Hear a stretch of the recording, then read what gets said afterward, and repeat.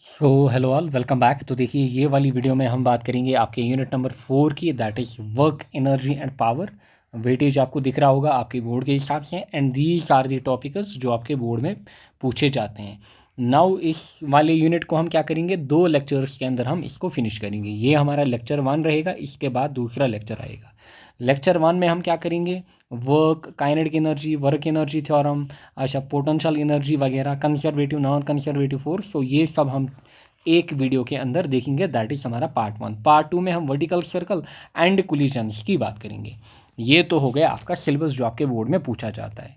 Now उसके बाद questions की अगर मैं बात करूँ, इस यूनिट से अभी तक PYQs में किस टाइप के क्वेश्चंस बनते हैं। So these are the type of question. Generally यहाँ से 2 मार्क के, 3 मार्क के एंड 1 मार्क का क्वेश्चन बनता है जनरली। क्लियर। सो यहाँ से लॉन्ग क्वेश्चन नहीं बनता है। एंड जनरली अगर हम वर्क की बात करें, वर्क के ऊपर न्यूमेरिकल्स आपसे पूछता है, एंड वर्क के न्यूमेरिकल्स काफ़ी इंपॉर्टेंट है, हम देखेंगे। फिर numericals on momentum and kinetic energy, इनके ऊपर न्यूमेरिकल्स। तो इस यूनिट से डेफिनेटली एक न्यूमेरिकल तो पूछ लेता है। फिर relation between momentum kinetic energy, अच्छा पावर जो हमारे पास है, dot product force and velocity होता है, कैसे होता है, work energy theorem, conservative, non conservative force. फिर elastic and inelastic collision को डिफरेंशिएट करना, वेलोसिटी के लिए इक्वेशन निकालना। एंड अभी तक, क्योंकि ये लास्ट ईयर ही नया टॉपिक इसमें ऐड किया गया था, motion in a vertical circle, अभी तक इसमें क्वेश्चन नहीं पूछा है, बट स्टिल इसको भी हम पढ़ेंगे। एंड सिंपल ऑब्जेक्टिव्स भी यहाँ से पूछे जाते हैं। नाउ देखिए, work, power and energy topic की अगर हम बात करें, सो बेसिक सिंपल सी चीज़ें पढ़नी है। ज़्यादातर फार्मूलाज के ऊपर आपको ध्यान देना होगा, क्योंकि थ्योरी यहाँ से कम पूछेगा। अगर हम वर्क, पावर, एनर्जी की बात करें, न्यूमेरिकल ही ज़्यादातर पूछता है। थ्योरी की अगर हम बात करें, यहाँ पे डेरिवेशंस वाला पार्ट इससे आपका बनता है। And conservative, non conservative force की थ्योरी, एंड डिफरेंट, फिर elastic and inelastic collision क्या होता है, इनको डिफरेंशिएट करना है। यानी कि इनकी थ्योरी, मतलब थ्योरी यहाँ से काफ़ी कम पूछी जाती है इस यूनिट की अगर हम बात करें। नाउ देखिएगा, मैं आपको टाइम भी दे रहा हूँ साथ साथ रिवीजन के लिए, सो अच्छे से पढ़ते जाइए। हमारा टारगेट है कि मतलब अराउंड 45, मतलब आप ये टारगेट रखिए कि 40 to 48 लेक्चर्स के अंदर हमारा जो कोर्स है वो सारा हो जाएगा। सो डिटेलिंग में हो जाएगा, अच्छे से हो जाएगा, डिटेल्ड वन शॉट्स हैं। सो अच्छे से पढ़ते जाइए। एंड लास्ट पे, क्योंकि आपका गेस्ट भी मैं देता हूँ, सो फिर उन्हीं क्वेश्चन को आपको फॉलो करना होगा जो मैं आपसे मेंशन करूँगा। क्लियर। एंड यहाँ पे ऑलरेडी आपको आइडिया भी मिल रहा होगा कि किस टाइप से आपसे क्वेश्चन पूछे जाते हैं। ये PYQs हमारे पास है, सो इसी टाइप से आपसे क्वेश्चन पूछता है बोर्ड में। एंड सेम वे में अगर हम बात करें न्यूमेरिकल्स की, न्यूमेरिकल टेक्निक्स भी आपको साथ में सीखनी है। जहाँ जहाँ मैं न्यूमेरिकल्स बोल रहा हूँ इंपॉर्टेंट है, एंड जब मैं गेस्ट लेकर आऊँगा वहाँ पे मैं मेंशन भी करके रखूँगा कि कौन से टॉपिक से आपको न्यूमेरिकल भी करने हैं। नाउ वर्क, पावर, एनर्जी की अगर हम बात करें, देखिए आपने पढ़ा है कि वर्क हमारे पास क्या होता है, फोर्स, पावर हमारे पास क्या होता है, एनर्जी हमारे पास क्या होती है। नाउ अगर आप सारी चीज़ें देखोगे, ये आप कोरिलेट कर सकते हो किसके साथ, फोर्स के साथ, क्योंकि जब हमारे पास फोर्स पिक्चर में आएगा तभी वर्क, पावर, एनर्जी जो है ये काम में आएंगे। नाउ वर्क सिंपली आप क्या कहते हो, वर्क आप सिंपली कहते हो कि जब भी कोई ऑब्जेक्ट हमारे पास है, अगर ये मेरे पास है कोई ऑब्जेक्ट, देखिए ये मेरे पास है ऑब्जेक्ट, एंड ये इसकी क्या है, ध्यान से देखिएगा, ये इस ऑब्जेक्ट की क्या है, इनिशियल पोजीशन। क्लियर। यानी कि इनिशियली ऑब्जेक्ट यहाँ पे है। नाउ हमने क्या किया, इसके ऊपर हमने फोर्स अप्लाई किया इस ऑब्जेक्ट के ऊपर, एंड ये जो ऑब्जेक्ट है जब हमने इसके ऊपर फोर्स अप्लाई किया, ये यहाँ से क्या हुआ, ये यहाँ से डिस्प्लेस हुआ। क्लियर। यानी कि इसकी क्या हुई, डिस्प्लेसमेंट हुई। कहाँ से यहाँ तक इसकी क्या हुई, यहाँ से यहाँ तक इसकी यहाँ पे डिस्प्लेसमेंट हुई। नाउ फाइनली ये इस पोजीशन पे पहुंचा। जब ये अपनी पोजीशन को क्या किया, जब ये अपनी पोजीशन को चेंज किया on applying the force, so object की पोजीशन चेंज हुई। सो हम कहेंगे कि यहाँ पे हमने क्या किया, वर्क हमने यहाँ पे कराया। सो सिंपली वर्क हम कहते हैं कि कितना फोर्स हमने अप्लाई किया इनटू डिस्प्लेसमेंट। डिस्प्लेसमेंट को S से आप डिनोट करते हो, या फिर R से आप डिनोट करते हो, या फिर X से आप डिनोट करते हो, या फिर Y, जो भी आपको देगा। क्लियर। सो ऐसा नहीं है कि वर्क हमारे पास खाली F इंटू एस होता है, या फिर F इंटू डी होता है। आप लिख सकते हो F इंटू आर, आप लिख सकते हो F इंटू एक्स, आप लिख सकते हो F इंटू वाई। बट याद रखिएगा, ये जो सभी नोटेशनल हम ले रहे हैं, S, D, R, X, Y, ये सभी क्या है यहाँ पे, डिस्प्लेसमेंट। क्लियर, ये सभी यहाँ पे क्या है, डिस्प्लेसमेंट। क्लियर, सो वर्क हमारे पास होता है फोर्स इंटू डिस्प्लेसमेंट, या फिर ये बेसिकली ये जो यहाँ पे इंटू है, ये कौन सा प्रोडक्ट है यहाँ पे, it is a dot product हमारे पास। क्लियर, सो ऐसे आप लिख सकते हो कि वर्क जो आपके पास है that is equal to force into displacement. So ये सारे पैरामीटर्स जो मैंने यहाँ पे लिए, नोटेशनल्स यहाँ पे मैंने लिए, ये सारे किसको डिनोट कर रहे हैं, ये डिस्प्लेसमेंट को डिनोट कर रहे हैं, याद रखिएगा। सो ये हमारे पास होता है force into displacement. So displacement अलग अलग बुक्स में आपको अलग अलग तरीके से मिलेगी, किसी में एस, किसी में डी, किसी में आर, किसी में एक्स, किसी में वाई। सो आपको वरी करने की नीड नहीं है। नाउ देखिएगा, जब हम वर्क निकालते हैं, वर्क अलग अलग कंडीशंस में हमारा अलग अलग तरीके से निकलता है। वर्क जो हमारे पास होता है ये अलग अलग कंडीशंस में हम अलग अलग तरीके से निकालते हैं।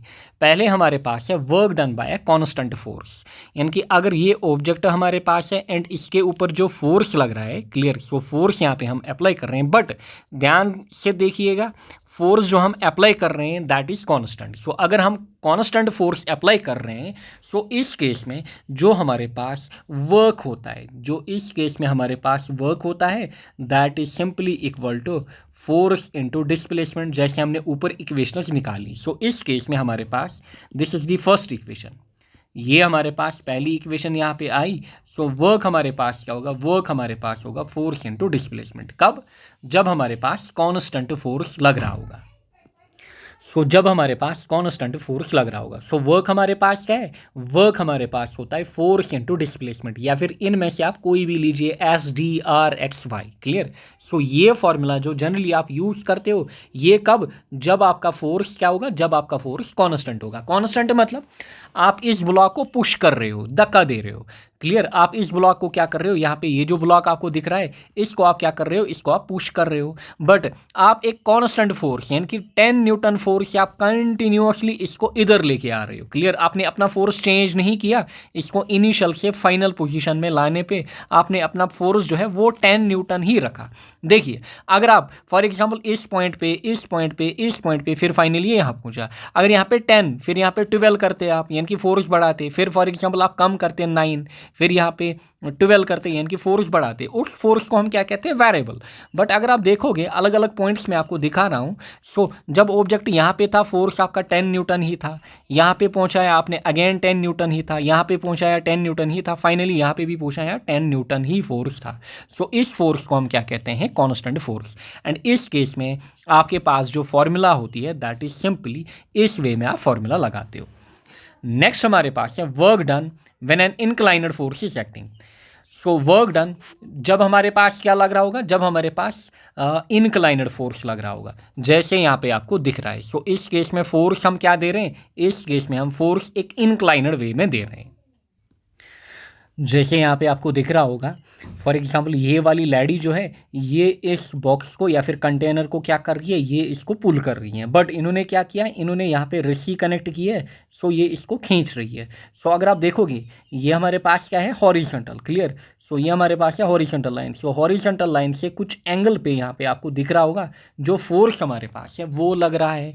क्लियर, यहाँ पे आप देखिए ये हमारे पास है हॉरिजॉन्टल लाइन, सो फोर्स हमारे पास ऐसे कुछ एंगल पे लग रहा है। So this is the direction of force हमारे पास। सो दिस इज हमारे पास work done when an inclined force is acting.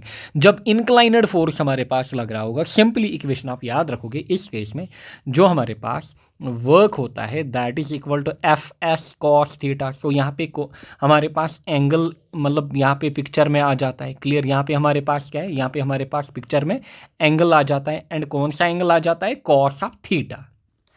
अब साइन थीटा क्यों नहीं, देखिएगा यहाँ पे ये इसको ऐसे पुल कर रही हैं। सो बेसिकली हॉरिजॉन्टल के साथ अगर आप देखोगे ये वाला एंगल हमारे पास थीटा बन रहा होगा। देयरफॉर जो फोर्स हमारे पास होंगे उसके दो कंपोनेंट्स होंगे, एक एक्स डायरेक्शन में, दूसरा वाई डायरेक्शन में।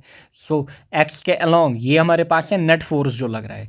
सो एक्स के अलोंग क्या होगा, एफ कॉस थीटा, वाई के अलॉन्ग क्या होगा एफ साइन थीटा। बट ध्यान से देखिएगा कॉस थीटा ही क्यों आ जाता है, देखिए बॉक्स कहाँ पे है, यहाँ पे। जब ये इसको ऐसे खींच रही है, क्या ये बॉक्स उड़ेगा? नहीं, क्योंकि ये हैवियर होगा।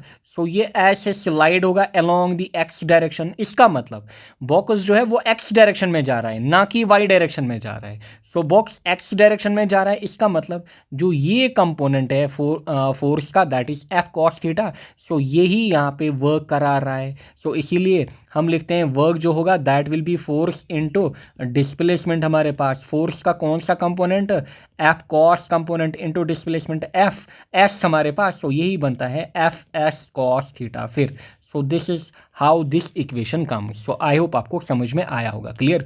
सो कौन सा कंपोनेंट यहाँ पे डोमिनेंट है, एफ कॉस थीटा वाला कंपोनेंट। सो इसीलिए इक्वेशन में एफ एस कॉस थीटा आ जाता है। ये तो होगी इक्वेशन नंबर 2। सो ये जनरल इक्वेशन, ये जब एंगल दिया होगा तब ये इक्वेशन आपको लगानी है। नेक्स्ट हमारे पास है work done against gravity. Work done against gravity मतलब यहाँ पे ऑब्जेक्ट है, इनिशियली आपने ये उठाया एंड यहाँ पे किसी हाइट पे आपने रखा। सो ऑब्जेक्ट जो होगा इसका कुछ मैस होगा, इसके ऊपर जी लग रही होगी, यानी कि मतलब ग्रेविटी लग रही होगी, एंड आपने इसे लिफ्ट कितना किया, एच हाइट पे लिफ्ट किया। सो इस केस में जो वर्क हमारे पास होता है that is mgh equal to potential energy. So किसके बराबर होगा इस केस में, पोटेंशियल एनर्जी के बराबर। सो दिस इज हमारे पास इक्वेशन 3। ये हो गई हमारे पास इक्वेशन नंबर 3।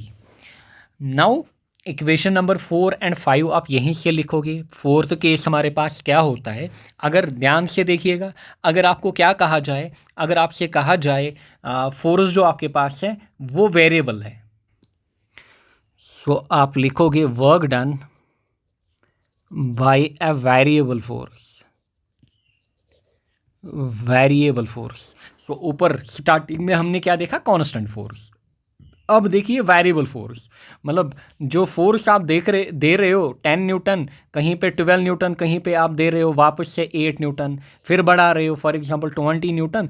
सो मोशन के अलोंग जब ऑब्जेक्ट हमारा मूव कर रहा है, डिस्प्लेस हो रहा है, सो फोर्स जो है वो वेरी कर रहा है, क्लियर, फोर्स जो है वो वेरी कर रहा है। सो इस केस में बेसिकली आप क्या करते हो, देखिए इसमें हमारे पास जो अप्रोच होता है that is a graphical approach, clear. जब भी वायरिंग फोर्स हमारे पास होगा, सो इस केस में हमारे पास क्या होता है, ग्राफिकल अप्रोच से हम फोर्स बेसिकली यहाँ पे निकालते हैं। सो ध्यान से वर्क हम यहाँ पे निकालते हैं। सो बेसिकली एक साइड से हम क्या देखते हैं, फोर्स, दूसरे साइड से हम क्या देखते हैं, डिस्प्लेसमेंट, क्लियर। दूसरे साइड से हम क्या देखते हैं, डिस्प्लेसमेंट। फॉर एग्जांपल ऑब्जेक्ट हमारा यहाँ पे है, फिर यहाँ से डिस्प्लेसमेंट हम देख रहे हैं, फिर मतलब कोऑर्डिनेट, वर्क के कोऑर्डिनेट्स, ऑब्जेक्ट हमारा नहीं, क्योंकि ये हम 2D की बात कर रहे हैं। फॉर एग्जांपल हमारा ये कोऑर्डिनेट है, फिर हमारा दूसरा कोऑर्डिनेट यहाँ पे है। ध्यान से देखिएगा, ध्यान से देखिएगा। इस कोऑर्डिनेट के अलॉन्ग हम क्या दिखाते हैं, डिस्प्लेसमेंट, यानी कि ऑब्जेक्ट की डिस्प्लेसमेंट हुई। एंड यहाँ से हम क्या दिखा रहे हैं, यहाँ से हम फोर्स दिखा रहे हैं, यानी कि फोर्स हमने कितना बढ़ाया। फॉर एग्जांपल जब ऑब्जेक्ट यहाँ से डिस्प्लेस में हुआ, सो हमने क्या अप्लाई किया था, फोर्स अप्लाई किया था, क्लियर। सो लेट इनिशियली जो फोर्स हमारे पास था, क्लियर, वो इस फॉर्म में था, क्लियर। फोर्स हमारे पास क्या था, फोर्स हमने इनिशियली बढ़ाया फिर घटाया कहीं पे, ध्यान से देखिएगा, ऐसे देखिए। फॉर एग्जांपल फोर्स हमने 10 न्यूटन दिया, फिर हमने क्या दिया, फिर हमने 2 न्यूटन दिया, फिर हमने 8 न्यूटन दिया, फिर हमने 20 न्यूटन दिया। सो हम फोर्स को बढ़ा रहे हैं, घटा रहे हैं, बढ़ा रहे हैं, घटा रहे हैं, क्लियर। सो जनरल वे में अगर आप देखोगे, फॉर एग्जांपल हमारे पास जो यहाँ पे करू बन रहा है, फोर्स डिस्प्लेसमेंट का करू जो यहाँ पे बन रहा है वो इस हिसाब से बन रहा है, क्लियर। वो हमारे पास क्या बन रहा है, वो हमारे पास लेट इस हिसाब से बन रहा है। नाउ देखिएगा, देखिएगा इन पॉइंट्स को देखिएगा, ये हमारे पास है लेट पॉइंट ए, ये हमारे पास है पॉइंट बी। नाउ ऑलरेडी आपको पता है कि वर्क हमारे पास होता है फोर्स इंटू डिस्प्लेसमेंट। नाउ ये मैंने जब ग्राफिकल ट्रीटमेंट हमने देखा था उसी टाइम मैंने आपको बोला था, अगर हमारे पास कोई क्वांटिटी सी होगी, ये होगी ए इंटू बी, मतलब क्वांटिटी सी निकल रही होगी by the product of 2 quantities. So उस केस में हम क्या करते हैं, एरिया निकालते हैं, क्लियर, या फिर इंटीग्रेशन करते हैं। सो इन शॉर्ट इस केस में आप कहोगे कि जो हमारे पास वर्क होगा, क्योंकि आपको लेट करूँ ऐसे दिया हुआ है, क्लियर, आपको फॉर एग्जांपल करूँ ऐसे दिया या फिर ऐसे दिया होगा, ऐसे दिया होगा, किसी भी फॉर्म में, चाहे ऐसे दे या फिर आपको करूँ ऐसे दे या फिर आपको करूँ ऐसे दे या फिर करूँ ऐसे दे, एंड आपसे कहे वर्क निकालो। सो वर्क यहाँ पे कैसे निकलेगा? वर्क यहाँ पे सिंपली निकलेगा by finding the area under the curve A B. Clear, so work आपका कैसा निकलेगा? By finding the area under the curve A B. Now force आपका क्या है? फोर्स आपका वैरिंग है। क्लियर, फोर्स आपका क्या है? फोर्स आपका वैरिंग है यहाँ पे। अच्छा, एंड डिस्प्लेसमेंट भी हमारे पास कुछ हो रही होगी। सो इस केस में हमारे पास जब वेरिएबल फोर्स होगा, वर्क जो हमारे पास निकलेगा वो किससे निकलेगा? एक तो याद रखिएगा, मैंने आपसे बोला है कि जब हमारे पास क्वांटिटीज़ क्या होंगी, क्वांटिटीज़ हमारे पास मल्टीपल में होंगी। क्लियर, क्वांटिटीज़ हमारे पास क्या होंगी? मल्टीपल में, डिवीजन में नहीं। क्लियर, सो फोर्स हमारे पास, वर्क हमारे पास होता है फोर्स इंटू डिस्प्लेसमेंट। बताइए वर्क किससे निकलेगा? एरिया से, एंड एरिया मैंने किससे कोरिलेट कराया था? याद है ना? इंटीग्रेशन से। फिर अगर क्वांटिटीज़ क्या होंगी? डिवीजन में। बताइए इस केस में जो हमारे पास तीसरी क्वांटिटी है किससे निकलेगी? वो स्लोप से निकलेगी, ना कि एरिया से। एंड उस केस में हम क्या यूज़ करेंगे? डिफरेंशिएशन। सो ये चीज़ें आपको पता होनी चाहिए। सो जहाँ पे एरिया आएगा वहाँ पे इंटीग्रेशन, जहाँ पे स्लोप आएगा वहाँ पे डिफरेंशिएशन हमारे पास। सो सिंपली देखिएगा, वी नो दैट जो एफ हमारे पास, जो डब्ल्यू हमारे पास है, that is F dot S. Now अगर मैं यहाँ पे for example small work done निकालूं, क्लियर, अगर मैं यहाँ पे क्या करूँ? स्मॉल वर्क डन निकालूं, सो डी डब्ल्यू जो हमारे पास होगा that will B F into D S. For example small displacement D S हमारे पास हुई। नाउ इस इक्वेशन को आप क्या करोगे? इंटीग्रेट करोगे, integrating between points A and B, between points A and B, क्योंकि आपने दो पॉइंट्स लिए हैं ए एंड बी। सो इस इक्वेशन को आप क्या करोगे? इंटीग्रेट करोगे। So integration of D W जो आपके पास होगा that will be integration of F dot S. Clear, integration of F dot S, and limit आपका कहाँ से कहाँ? ए टू बी होगा। क्लियर, लिमिट आपका कहाँ से कहाँ? ए टू बी होगा। और इंटीग्रेशन ऑफ डी डब्ल्यू हमारे पास क्या होगा? डब्ल्यू के बराबर। सो जो डब्ल्यू हमारे पास होगा that will be integration A to B F dot D S हमारे पास। Clear, F dot D S हमारे पास। और जो ए और बी हमारे पास हैं ये basically in terms of displacement आप पुट करोगे। सो this will B S1 S2 हमारे पास जो लिमिट्स होंगे। क्लियर, क्यों? क्योंकि आप with respect to D S यहाँ पे क्या करोगे? इंटीग्रेशन करोगे। सो डब्ल्यू जो आपका निकल के आएगा that will come out to be, W जो आपका निकल के आएगा that will come out to be क्या? Integration of S1, integration of F dot D S, limit कहाँ से कहाँ तक? S1 टू S2 हमारे पास। आई होप आपको समझ में आया होगा। या फिर अगर डिस्प्लेसमेंट x दी होगी, ध्यान से देखिएगा, अगर डिस्प्लेसमेंट क्या दी होगी? x, सो उस केस में w आप निकालोगे कैसे? Integration of F dot d x, limit कहाँ से? x1 to x2। समझ में आ रहा होगा। अगर डिस्प्लेसमेंट y दी होगी तब क्या लोगे? dy, यहाँ पे y1 y2 लिमिट्स लोगे। सो ये चीज़ों का आपको ध्यान रखना होता है। सो दिस इज हमारे पास कौन सा केस? जब हमारे पास वर्क डन होगा किसके द्वारा? वेरिएबल फोर्स के द्वारा। क्लियर, जब हमारे पास वर्क डन जो होगा वो किसके द्वारा होगा? वेरिएबल फोर्स के द्वारा। एंड ध्यान से देखिएगा, जो ये चीज़ निकली ये आपकी इंटीग्रेशन निकली within particular limits, within point A and B आपने इंटीग्रेशन की। मतलब आपने बेसिकली क्या किया? आपने ये सारा एरिया निकाला। सो कैन आई राइट, जो मेरे पास वर्क डन होगा, जो मेरे पास वर्क होगा that will be equal to area under force displacement curve, that will be area under force displacement curve. So that will be area under force displacement curve. So I hope आपको समझ में आया होगा। सो अगर आपको work निकालना होगा, आपको बेसिकली ऐसे फोर्स दिया होगा, ऐसे डिस्प्लेसमेंट दिया होगा, एंड आपको ग्राफ फॉर एग्जांपल कुछ यूँ दिया होगा, आपको सिंपली क्या निकालना है? अगर आपसे कहे वर्क, आपको इस करू के अंडर एरिया निकालना होगा, आपका वर्क निकल के आएगा। सो दिस इज हमारे पास चौथा केस कौन सा? Work done bye a variable force. Clear, variable force. Now fifth one यहाँ पे लिखिए, फिफ्थ वन यहाँ पे लिखिए। अगर आपसे क्या कहे? अगर आपसे कहे कि फोर्स डन बाय कंप्रेशन और टेंशन इन ए स्प्रिंग, ऐसे लिखिए, वर्क डन बाय, या फिर वर्क डन इन कंप्रेशन और टेंशन ऑफ ए स्प्रिंग, यानी कि स्प्रिंग में कितना वर्क डन हमने किया, टेंशन ऑफ ए स्प्रिंग, क्योंकि ये इक्वेशन भी आगे जाकर हमें यूज़ होगी कहीं पे। नाउ देखिए, समझिए ऐसे, ऐसे समझिए, ये हमारे पास, ध्यान से देखिएगा, ये हमारे पास कोई स्प्रिंग है, ध्यान से देखिएगा, ये हमारे पास क्या है, ये हमारे पास कोई स्प्रिंग है। नाउ वेट, ये मेरे पास क्या है, ये मेरे पास कोई स्प्रिंग है एंड ये स्प्रिंग की इनिशियल पोजीशन है। क्या है, स्प्रिंग की इनिशियल पोजीशन। नाउ ध्यान से देखिएगा, अलग अलग 3 कंडीशंस में दिखाऊंगा। अगर इस स्प्रिंग को मैं क्या करूंगा, अगर इस स्प्रिंग को मैं कंप्रेस करूंगा, सो बेसिकली स्प्रिंग जो है, जब मैं इसके ऊपर पुश अप्लाई करूंगा या फिर इसके ऊपर कंप्रेशन अप्लाई करूंगा, ये एक साइड से दब जाएगी। क्लियर, यानी कि इसकी जो लेंथ है वो कम हो जाएगी, यानी कि ये ऐसे कंप्रेस होगी हमारे पास। समझ में आ रहा होगा, कब, जब बेसिकली हम इसके ऊपर क्या कर रहे होंगे, जब इसके ऊपर हम कंप्रेशन अप्लाई कर रहे होंगे, यानी कि बेसिकली इसमें इतनी डिस्प्लेसमेंट होगी। अगर इनिशियली यहाँ पे इसकी पोजीशन थी, अब यहाँ पे आ गई, सो इतनी इसमें क्या हुई, डिस्प्लेसमेंट हुई। समझ में आ रहा होगा, सो इतनी इसमें क्या हुई, डिस्प्लेसमेंट हुई। सिमिलरली अगर मैं इसको खींच लेता, यहाँ से इसको मैं पुल कर लेता या फिर टेंशन देता, सो ये ऐसे खुल जाती, ये ऐसे खुल जाती फॉर एग्जांपल। सो इनिशियली ये यहाँ पे थी, this is the initial position. Clear, ये इसकी initial position. So initial position देखिए, अब ये इतनी डिस्प्लेस हुई, सो इतनी इसमें क्या हुई, इतनी इसमें डिस्प्लेसमेंट हुई। समझ में आ रहा होगा, सो इस केस में इतनी इसमें क्या हुई, डिस्प्लेसमेंट हुई। कब, जब आपने टेंशन अप्लाई किया। एंड इस केस में जो वर्क हमारे पास होता है, अगर मैं वर्क की बात करूं, that is equal to 1/2 of K X square. So ये अगेन इक्वेशन आपको क्या करनी है, ये अगेन इक्वेशन आपको याद रखनी है सीधे सीधे। सो इस केस में जो वर्क होगा that will be 1/2 of K X square. अच्छा, एक्स क्या है यहाँ पे, ध्यान से देखिएगा, एक्स यहाँ पे है डिस्प्लेसमेंट, चाहे बढ़ रही है या फिर घट रही है। अच्छा, के हमारे पास क्या होता है, के इज ए कॉन्स्टेंट, जिसको हम कहते हैं स्प्रिंग कॉन्स्टेंट। के जो हमारे पास होता है इसको हम क्या कहते हैं, स्प्रिंग कांस्टेंट। सो ये टोटल 5 केस हैं जो आपको याद रखने हैं वर्क डन के लिए। सो एक बार रिवाइंड कर लेते हैं। पहले हमारे पास क्या था, work done bye constant force, इस केस में ये इक्वेशन। फिर डिस्प्लेसमेंट यहाँ पे इन से किसी से भी आप रिप्रेजेंट कर सकते हो। फिर इंक्लाइनड फोर्स जब होगा, सो थीटा आएगा, कौन सा थीटा, कॉस थीटा। बेसिकली ये फोर्स का कंपोनेंट होता है एफ कॉस थीटा। फिर हम इसको इस फॉर्म में लिखते हैं F S cos theta.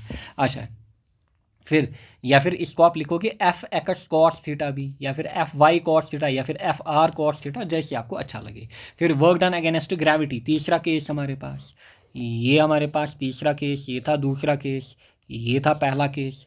Work done against gravity, W is equal to M G H. Clear, M G H. फिर आपने चौथी इक्वेशन देखी इंटीग्रेशन वाली, कब, जब आपके पास वेरिएबल फोर्स होगा तब इंटीग्रेशन आप करोगे, या फिर सिंपली वर्क कैसे निकालोगे, एरिया अंडर दी करूँ।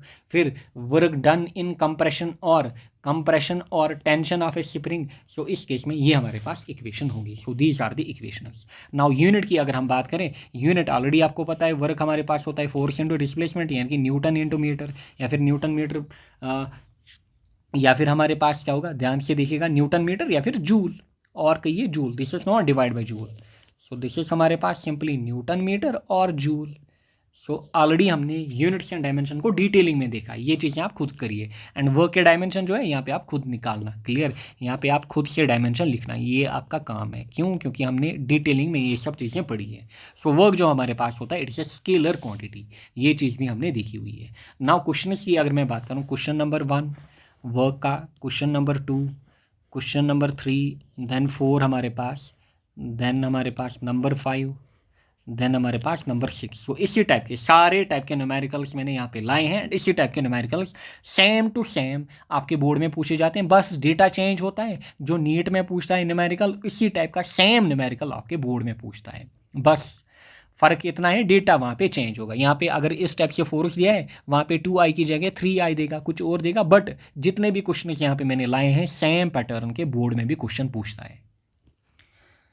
एंड अगेन याद रखिएगा, जिनको बोर्ड में 70 आउट ऑफ 70 करने हैं उनको डेफिनेटली न्यूमेरिकल्स भी प्रैक्टिस करने पड़ेंगे। क्यों, क्योंकि आपके बोर्ड में जो न्यूमेरिकल्स का वेटेज रहता है that is 8 to 13 marks, minimum 8 maximum 13, इससे ज़्यादा नहीं। बाकी जो पोर्शन रहता है, यानी कि ओवरऑल अगर मैं बात करूँ 57 to 62 out of 70, 50 7 to 62 marks theoretical plus, एक तो थ्योरी इसमें रहती है एंड दूसरा इसमें आपकी डेरिवेशन रहती है। बट 8 to 13 मार्क्स आपके न्यूमेरिकल्स पूछे जाते हैं। एंड अगर आपको फुल स्कोर करना है सो न्यूमेरिकल्स भी आपको लगाने पड़ेंगे। एंड न्यूमेरिकल्स लगाइए, क्योंकि सेम देखिए जो मैं न्यूमेरिकल्स आपको करा रहा हूँ नीट के PYQs, मतलब आज से 10 ईयर्स पहले या फिर अभी रिसेंट के भी कुछ, बट स्टिल इससे आपको आइडिया मिल जाएगा। एंड आपकी कैलकुलेशन जो है, एक तो बोर्ड में भी आपके अच्छे मार्क्स आएंगे 70/70, चलिए 70/70 नहीं, फॉर एग्जांपल 65 68, बट अभी से जो आप न्यूमेरिकल प्रैक्टिस करोगे ये आपको एक एडवांटेज देगा आगे जाकर, जब आप for example further NEET JEE की कोचिंग करोगे।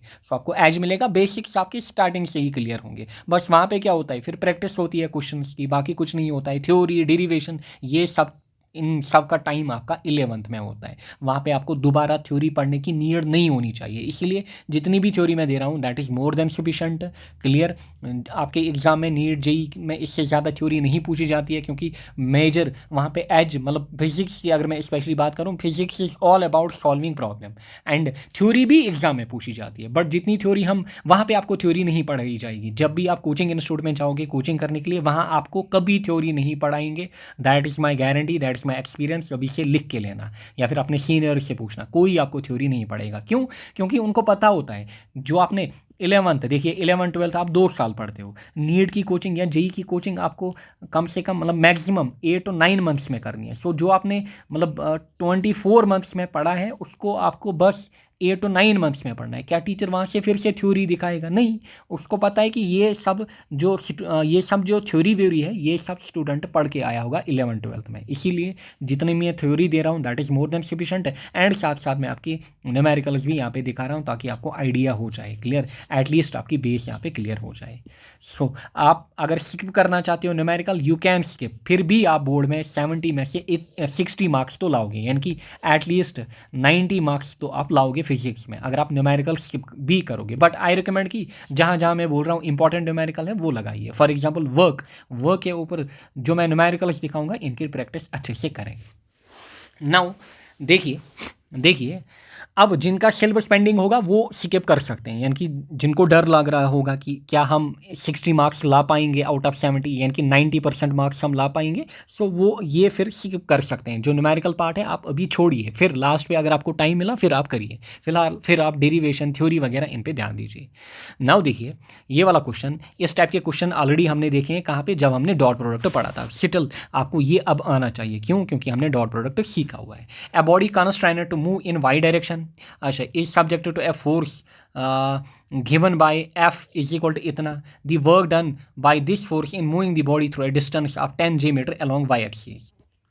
सो सीधे आपको लिखना है क्या, वर्क इज इक्वल टू सीधे F.S, यानी कि कौन सा प्रोडक्ट आप लगाओगे। सो आपको पता है कि वर्क कौन सा प्रोडक्ट फॉलो करता है, चाहे यहाँ पे ध्यान से देखिएगा, वर्क हम पढ़ेंगे, यहाँ पे हम पावर पढ़ेंगे, यहाँ पे हम एनर्जी पढ़ेंगे, ये सारे क्या हैं स्केलर, ये सारे क्या हैं स्केलर, याद रखिएगा ये सारी कौन सी प्रॉपर्टीज़ हैं, स्केलर प्रॉपर्टीज़ या फिर स्केलर क्वांटिटीज़। देयरफॉर कौन सा प्रोडक्ट लगेगा जब स्केलर आपके पास होगा, डॉट प्रोडक्ट।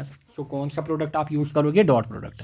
सो देयरफॉर जो वर्क हमारे पास होगा दैट विल बी F.S के बराबर। एंड बताइए F आपके पास कितना है, -2I + 15J, अच्छा +6K यहाँ पे। अच्छा फिर यहाँ पे बोल रहा है कि मोशन को कांस्टेंट किया गया है ओनली इन वाई डायरेक्शन, यानी कि डिस्प्लेसमेंट खाली होगी along Y direction. So into में हमारे पास, इनटू में मतलब डॉट प्रोडक्ट हमारे पास 10J। सो ये हमारे पास यहाँ पे डिस्प्लेसमेंट है 10J। सो खाली J और J का होगा, याद है ना, I और I का होता है डॉट प्रोडक्ट में, J और J का, K और K का। खाली यहाँ से आपका J गिवन है, यहाँ पे भी J है। सो खाली आपके पास J और J का प्रोडक्ट होगा। So that will be 15 × 10। So 15 × 10 आपका कितना होगा, 150 joules will be your answer. I hope आपको समझ में आया होगा। क्यों? क्योंकि बाकी के कंपोनेंट्स यहाँ पे नहीं है, दे ऑल विल बी 0 हमारे पास। So 150 joules will be answer. Next, force acts on a 3 gram particle. Force जो हमारे पास है वो एक्ट कर रहा है कितने ग्राम पार्टिकल के ऊपर, 3 ग्राम पार्टिकल के ऊपर, in such a way that the position of the particle as a function of time is given by. And same इसी टाइप का न्यूमेरिकल आपके बोर्ड में दिया था, बट मेरे पास अगर मैं चलिए वो भी मैं आपको दूंगा इसके बाद, वो आप खुद प्रैक्टिस करोगे आपके बोर्ड का न्यूमेरिकल। अच्छा ये भी सेम आपके बोर्ड का न्यूमेरिकल है। अच्छा बट देखिए इन क्वेश्चंस को कहाँ पे पूछा गया है, आपके नीट वगैरह में। नाउ देखिए a force acts on a 3 gram particle. अच्छा, जिसकी पोजीशन आपको दी है यहाँ पे, क्लियर आपको दी है कि डिस्प्लेसमेंट किधर की ओर हुई है। So X has been given as function of time. So X is equal to 3t minus 4t square plus T cube, where X is in meters and T is in second. The work done during the first 4 seconds. So पहले 4 second के अंदर कितना काम किया होगा, clear. सो कितना काम हमने इस ऑब्जेक्ट के ऊपर किया होगा, क्लियर, इस ऑब्जेक्ट के ऊपर हमने कितना काम किया होगा। सो सिंपली डिस्प्लेसमेंट आपको गिवन है, कितना आपको गिवन है, it is 3t minus 4t square. अच्छा, प्लस यहाँ पे टी क्यूब। ध्यान से देखिएगा, क्लियर, ध्यान से देखिएगा, ये आपको क्या गिवन है, ये आपको डिस्प्लेसमेंट यहाँ पे गिवन है। अच्छा बताइए वर्क हमारे पास क्या होता है, work is force into displacement हमारे पास। अच्छा, फोर्स क्या होता है, mass into acceleration into displacement, क्योंकि यहाँ पे इसने फोर्स की बात नहीं की है, क्लियर। सो वर्क हमारे पास होता है force into displacement, that is ma into x, क्योंकि फोर्स हमारे पास होगा मैस इंटू एक्सेलरेशन। मैस आपको दिया गया है कितना यहाँ पे, 3 ग्राम, क्लियर। मैस जो यहाँ पे दिया है आपको वो कितना दिया है, 3 ग्राम आपको, क्लियर। सो m आपको गिवन है कितना, 3 ग्राम। अच्छा, अगर इसको आप कन्वर्ट करोगे केजी में, आप लिखोगे 3 into 10⁻³ kg, clear, -3 kg, 10 into 3 into 10⁻³ kg, clear. या फिर आप 3 को डिवाइड करोगे किससे, 1000 से, वही होता है 3 इंटू 10⁻³ सो ये आपने किस में कन्वर्ट किया, केजी के अंदर। अच्छा नाउ देखिए, पहले पहले हमें क्या चाहिए, हमें चाहिए वर्क। वर्क होता है फोर्स इंटू डिस्प्लेसमेंट। सो हमारे पास क्या है, मैस एक्सेलरेशन एंड यहाँ पे एक्स। सो पहले हमें क्या निकालना होगा, एक्सेलरेशन यहाँ से। सो पहले चलिए क्या करेंगे, वेलोसिटी को निकालेंगे। पहले हम क्या करेंगे, वेलोसिटी को निकालेंगे। चलिए निकालिए वेलोसिटी को। सो वेलोसिटी निकालने के लिए हमें क्या करनी होगी, इस इक्वेशन की डिफरेंशिएशन करनी होगी। करिए डिफरेंशिएशन। सो वेलोसिटी होती है dx/dt। सो करिए 3t की डिफरेंशिएशन क्या होगी, अच्छा 3t की हमारे पास क्या होगी, 3 यहाँ से, फिर माइनस, अच्छा 2 4 4 8, सो दिस विल बी 8t। अच्छा फिर यहाँ से टी क्यूब क्या, टी क्यूब की क्या होगी, 3t स्क्वायर। सो ये आपने क्या निकाली, ये आपने वेलोसिटी निकाली, क्लियर। ये आपने क्या निकाली, ये आपने वेलोसिटी निकाली। ज़रा एक्सेलरेशन निकालिए। एक्सेलरेशन क्या होगी, dv/dt। एक्सेलरेशन क्या होगी, dv/dt। अच्छा 3 कॉन्स्टेंट है, ये खत्म। अच्छा 3t स्क्वायर की डिफरेंशिएशन पहले इसकी करेंगे, फिर माइनस इसको लिखेंगे। सो 3t स्क्वायर की डिफरेंशिएशन क्या होगी, 2 3 6। सो इसकी होगी 60। पहले मैंने इसकी की, फिर मैं माइनस लिखूंगा at की। at की डिफरेंशिएशन क्या होगी, at की डिफरेंशिएशन हमारे पास होगी -8, क्लियर। इसकी डिफरेंशिएशन क्या होगी, -8। Now we know that. So हमने a निकाला, क्लियर। हमने बेसिकली क्या किया, हमने a निकाला। नाउ हमें आप अब यहाँ पे टाइम हमें कितना गिवन है, 4 सेकंड। सो हम निकालेंगे a at t is equal to 4 second. So this will be 6 into 4 minus 8। 6 4 24 minus 8, 24 minus 8 कितना होता है, 16, क्लियर। सो एक्सेलरेशन आपने कितनी निकाली, 16। Now we know that work जो होता है that is force into displacement, clear. अच्छा फोर्स इंटू डिस्प्लेसमेंट हमारे पास, फोर्स कितना हमारे पास, फोर्स हमारे पास होता है mass into acceleration into displacement. चलिए डिस्प्लेसमेंट को हम यहाँ पे एक्स लिखेंगे क्योंकि इसने इक्वेशन एक्स दी है। So this will B x हमारे पास। सो निकालिए ma into x, clear, ma into x. अब आप बोलोगे x कहाँ से निकलेगा, ध्यान से देखिएगा x कैसे निकलेगा, क्योंकि यहाँ पे इक्वेशन आपको दी है। सो इस इक्वेशन में x at t is equal to, क्योंकि टाइम आपको खुद बोल रहा है कि 4 सेकंड पे निकाल के दो मुझे। So x at t is equal to 4 आप निकालोगे, जैसे आपने acceleration at t is equal to 4 निकाला। सो यहाँ पे आप t का वैल्यू डालोगे 3। अच्छा फिर यहाँ से क्या लिखोगे, जो इक्वेशन आपके पास है that is 3t minus 4t square plus T cube. इसमें डालिए 3 इंटू टी का वैल्यू 4 माइनस 4 इंटू 4 का स्क्वायर प्लस यहाँ पे 4 का क्यूब। इसको खोलिए ज़रा, 3 4 4 हमारे पास 12 minus 4 into 4 4 4 16 plus this is 64 हमारे पास, क्लियर, 64। अच्छा 4 इंटू 16 ये भी बनेगा 64, 64 यहाँ पे गया। तो आपके पास जो x है वो कितना निकल के आया, वो यहाँ से 12 निकल के आया। x आपका कितना निकल के आया, एक्स आपका यहाँ से 12 निकल के आया। आई होप आपको समझ में आया होगा। सो लिखिए m आपका कितना है, सो दिस इज, अरे यार 3 इंटू 10⁻³ इंटू, अच्छे से लिखते हैं, wait a second. So this will be 3 into 10⁻³ into a। Acceleration आपका कितना निकल के आया, 16। So this is 16 into X X आपका कितना निकल के आया 12। सो देखिए 16 इंटू 12, 16 10 हज़ार कितना होता है 160, फिर 16 2 हज़ार कितना हो गया 32 एंड 162 हो गया 192। So this is 3 into 10⁻³ into 192। 192 को जब आप 3 से मल्टीप्लाई करोगे so that will come out to be 576 into 10⁻³ but ये हम निकाल रहे हैं जूल, सो इसमें क्या दिया है milli joule. So it is हमारे पास 576 milli joule. Clear. So this will be the answer. So इस हिसाब से आपको क्या करना था, इस न्यूमेरिकल को सॉल्व करना था। क्लियर।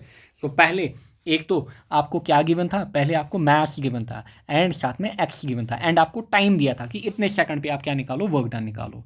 सो पहले आपने इक्वेशन बनाई, वर्क की, वर्क होता है फोर्स इंटू डिस्प्लेसमेंट है। सो फोर्स होता है math into acceleration into displacement. क्यों? क्योंकि आपको फोर्स गिवन नहीं था, आपने इस फॉर्म में लाया मैथ इंटू एक्सेलरेशन, मैथ्स आपको गिवन था। फिर आपने एक्सेलरेशन निकाली, कैसे? इस इक्वेशन की आपने 2 बार डिफरेंशिएशन की, ये बनी 60 - 8। फिर आपने इसमें t=4 डाला, इसका वैल्यू 16 निकल के आया। फिर आपको यहाँ पे x भी चाहिए था। अगेन इस इक्वेशन में भी आपने क्या किया, यहाँ पे 4 डाला, यहाँ से आपका x भी निकला। सो सारे वैल्यूज निकल के आए एंड यहाँ से आपने आंसर निकाला। आई होप आपको समझ में आया होगा। Next, the area under the displacement force करूँ गिव्स। बताइए एरिया अंडर डिस्प्लेसमेंट फोर्स करूँ, डिस्प्लेसमेंट एंड फोर्स करूँ या फिर फोर्स डिस्प्लेसमेंट करूँ, ये आपको क्या देगा, ये आपको वर्क डन देगा। क्लियर। ये आपको क्या देगा, वर्क डन देगा। ऊपर हमने देखा एंड इसी टाइप का यहाँ पे क्वेश्चन आपसे पूछा गया है। आप क्या निकाल के दीजिए, आप हमें यहाँ पे बेसिकली वर्क डन निकाल के दीजिए। सो ऐसे आपको ग्राफ गिवन है। क्लियर। एक साइड से फोर्स, यहाँ से डिस्प्लेसमेंट एक्स से मेंशन की गई है। अच्छा, a force F acting on an object varies with distance x as shown here. अच्छा, the force is in Newton, x in meter. The work done by the force in moving the object from x = 0 to x = 6 metre, यानी कि x = 0 to x = 6 metre. बताइए हमने कितना work done किया होगा। And यहाँ से फोर्स आपको गिवन है, जो वर्क डन होगा वो इस कर्व के एरिया के अंडर जितना भी एरिया आएगा वो निकलेगा। सो देयरफॉर कर्व आपको इस फॉर्म में दिया है। किस फॉर्म में दिया गया है, ध्यान से देखिएगा। कर्व आपको इस फॉर्म में दिया गया है। सो इस कर्व को आप 2 पार्ट्स में डिवाइड करोगे। क्लियर। एक हो गया ये वाला हिस्सा कर्व का, ये वाला हिस्सा, इसका एरिया निकालोगे। फिर यहाँ से ये ट्रायंगल बन रही है। सो एक आपके पास, ध्यान से देखिएगा, एक आपके पास ये बन रहा है। अच्छा, ये क्या बन रहा है, स्क्वायर। क्यों स्क्वायर बन रहा है? क्योंकि यहाँ पे कोऑर्डिनेट 3, यहाँ पे भी कोऑर्डिनेट 3। सो ये हमारे पास इस स्क्वायर का एरिया एंड इस ट्रायंगल का एरिया जो निकलेगा, इनका सम जो निकलेगा वही वर्क डन होगा। सो सिंपल है, निकालिए। सो इसको आप ऐसे डिवाइड करोगे। सो टोटल एरिया जो होगा that will B A1 + A2। पहले हम एरिया निकालेंगे, A1 इसका, A2 इसका। ज़रा निकालिए A1। सो यहाँ से ये कितना 3, यहाँ से ये कितना 3। सो ये बनेगा 3 × 3 यानी कि स्क्वायर का एरिया, प्लस इस ट्रायंगल का एरिया निकालिए। ट्रायंगल का एरिया क्या होता है, 1/2 बेस इंटू हाइट। ज़रा बेस निकालिए। देखिए यहाँ पे वैल्यू कितना 6, यहाँ पे 3, 6 - 3 कितना होगा 3। सो बेस का वैल्यू 3, हाइट ऑलरेडी आपको कितनी गिवन है 3। सो यहाँ से आपका आंसर निकल के आएगा 3 3 = 9, प्लस यहाँ पे 3 3 = 9 डिवाइड बाई 2 हमारे पास। So this will be 9/2। 9/2 कितना होता है 4.5। सो 9 + 4.5, 9 and 4 हो गया 13। सो this will B 13.5। So 13.5 joule will be your answer. क्यों आंसर होगा? क्योंकि आपको पता है, आपको फोर्स गिवन है, आपको डिस्प्लेसमेंट गिवन है। बताइए डिस्प्लेसमेंट फोर्स करूँ आपको गिवन है, एरिया आपको क्या देगा, वर्क डन। क्लियर। एरिया देखिए ऊपर का क्वेश्चन है, यहाँ पे थ्योरेटिकल, यहाँ पे थोड़ा ग्राफिकल अप्रोच में दिया है या फिर न्यूमेरिकल अप्रोच में दिया है, बस मतलब एक ही है यहाँ पे। So therefore total work done जो होगा that will be area under force displacement करूँ कितना होगा 13.5। क्लियर। नेक्स्ट क्वेश्चन देखिए। Next question, a body moves a distance of 10 metre. So distance या फिर डिस्प्लेसमेंट कह लीजिए। सो यहाँ पे डिस्टेंस या फिर डिस्प्लेसमेंट आपको दिया गया है 10 meter along a straight line under the action of force कितना आपको गिवन है 5 न्यूटन। अच्छा, if the work done is, यहाँ से आपको वर्क दिया हुआ है कितना 25 joule. Then the angle between the force and direction of motion is. So आपको बताना है कि एंगल थीटा कितना होगा। सो आपको थीटा निकालना होगा। So you know that work जो हमारे पास होता है दैट इज FS या फिर FX cos थीटा, जो भी आप कहोगे, FS कहिए या फिर FX कहिए। सो बताइए वर्क कितना 25, फोर्स कितना 5, x कितना 10। अच्छा, cos थीटा इंटू में, सो 5 × 10 कितना होगा, 5 × 10 बताइए 50। सो 25 will be equal to 50 × cos of theta.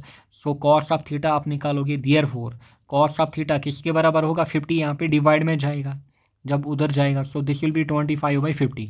25/50 कितना होता है? 1/2। बताइए कॉस थीटा का वैल्यू कब 1/2 होता है? When theta is equal to 60 degree. जब थीटा हमारे पास कितना होता है? जब हमारे पास थीटा 60 डिग्री होता है तब कॉस थीटा का वैल्यू, कॉस का टेबल खुलाइए, जो मैंने टेबल आपको दिखाया वो ओपन करिए, वहाँ पे देखोगे आप कॉस 60 पे कितना वैल्यू होता है? 1/2। So cos 1/2 is equal to जब थीटा कितना होगा? 60 degree. So 60 degree will be your answer. Next question देखिए, ये वाला क्वेश्चन देखिए, ध्यान से देखिएगा।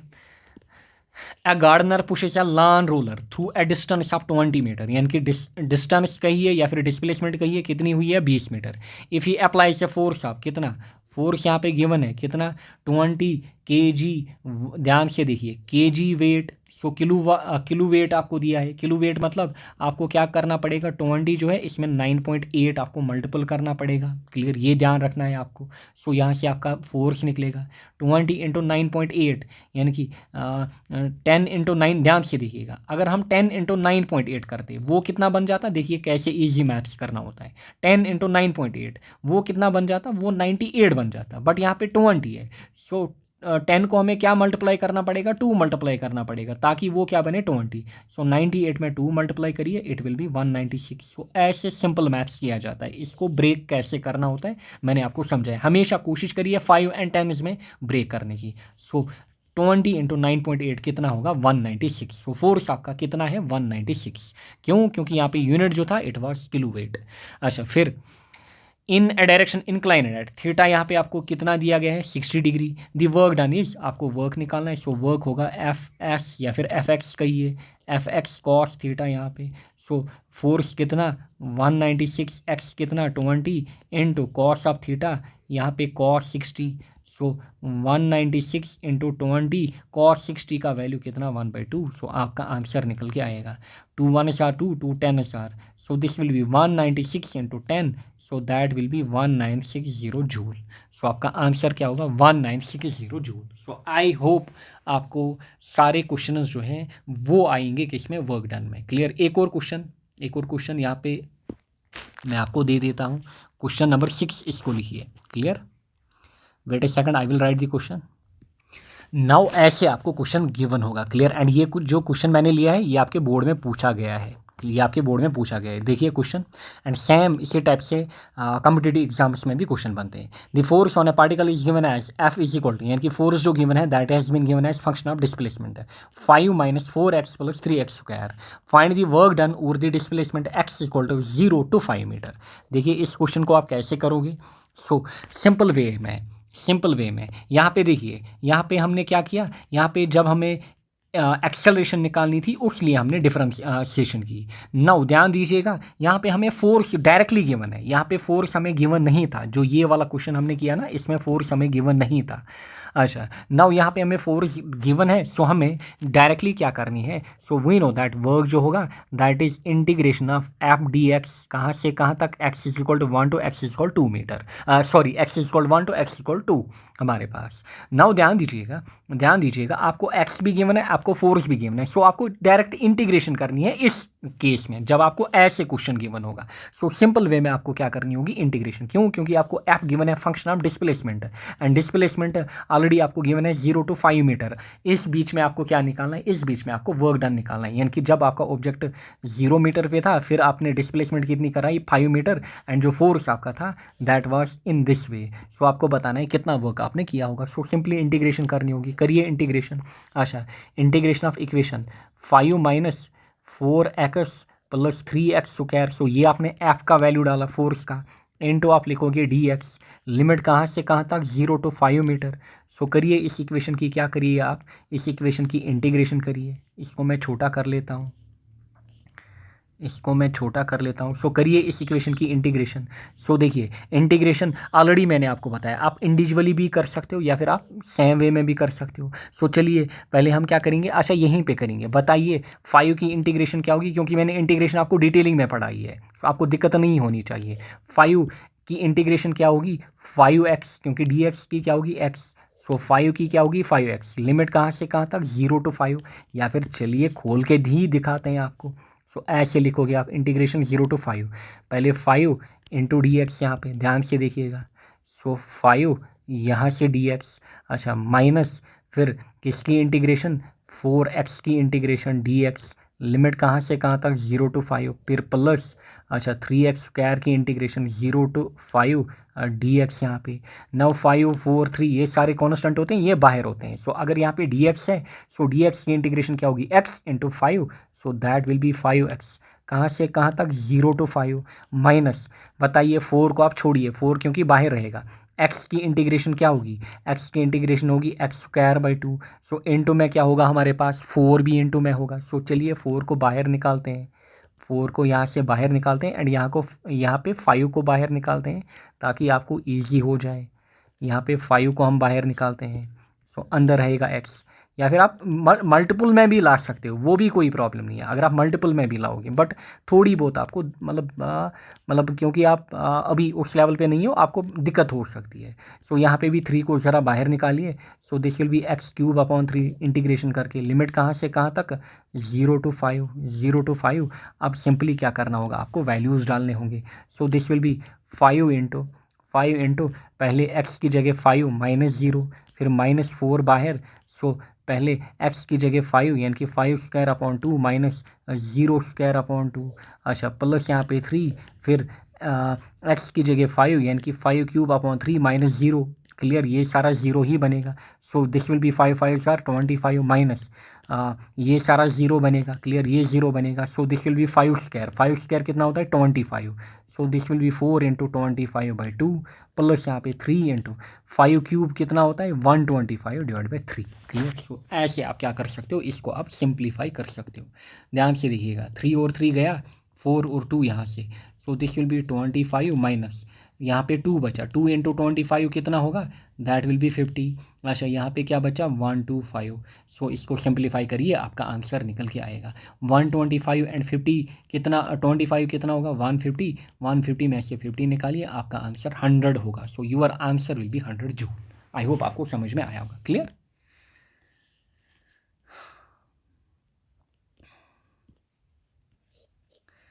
सो ये आपका आंसर रहेगा। सो ये हो गए वर्क के रिलेटेड सारे न्यूमेरिकल, सारे टाइप के न्यूमेरिकल मैंने आपको कराए हैं जो आपके बोर्ड में पूछ सकता है, इससे बाहर कुछ भी नहीं पूछेगा। नेक्स्ट हमारे पास है पावर। पावर की अगर हम बात करें, power is the time rate of doing work. Power क्या होता है, work upon time, simply already पढ़ा हुआ है आपने बचपन से, क्लास 9th में फिर 10th में भी। Power is work upon time. So power हमारे पास क्या होता है, वर्क अपॉन टाइम।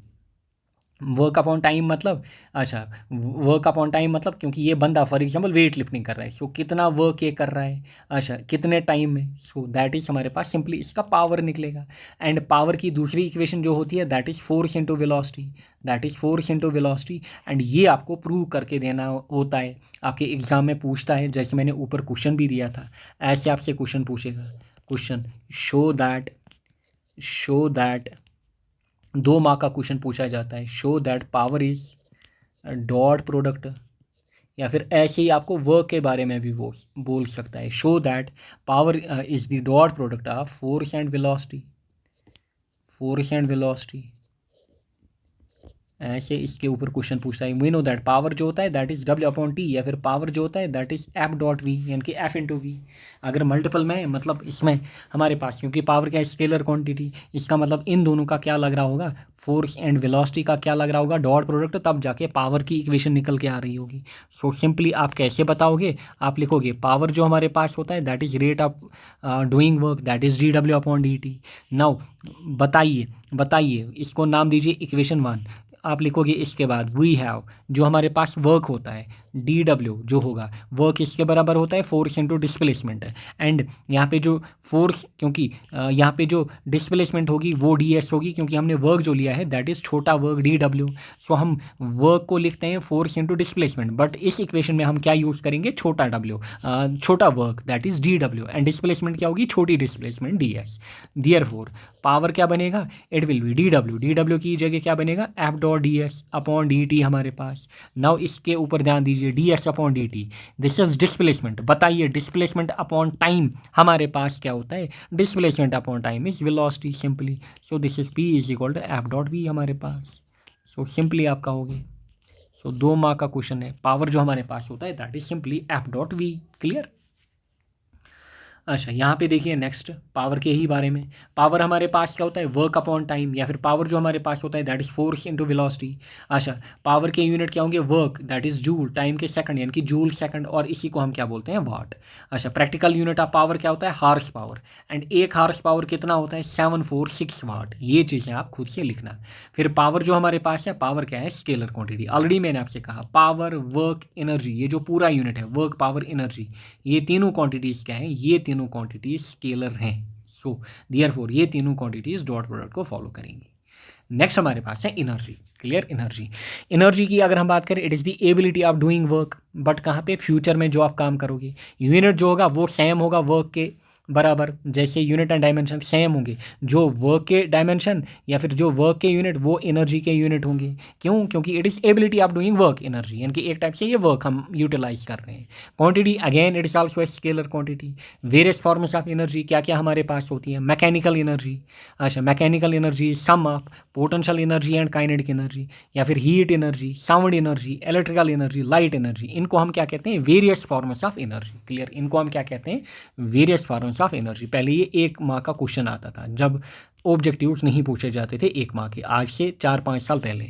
सो उसमें ये क्वेश्चन भी पूछा जा चुका है, various forms of energy, mechanical, heat energy, sound energy, यानी कि अलग अलग फॉर्म्स ऑफ एनर्जी। यानी कि एनर्जी, लाइट में भी एनर्जी होती है। अच्छा, इलेक्ट्रिकल करंट जो आपके घर में आती है उसके साथ भी एनर्जी एसोसिएट होती है। साउंड जो मैं अभी बात कर रहा हूँ यहाँ से भी एनर्जी लग रही है।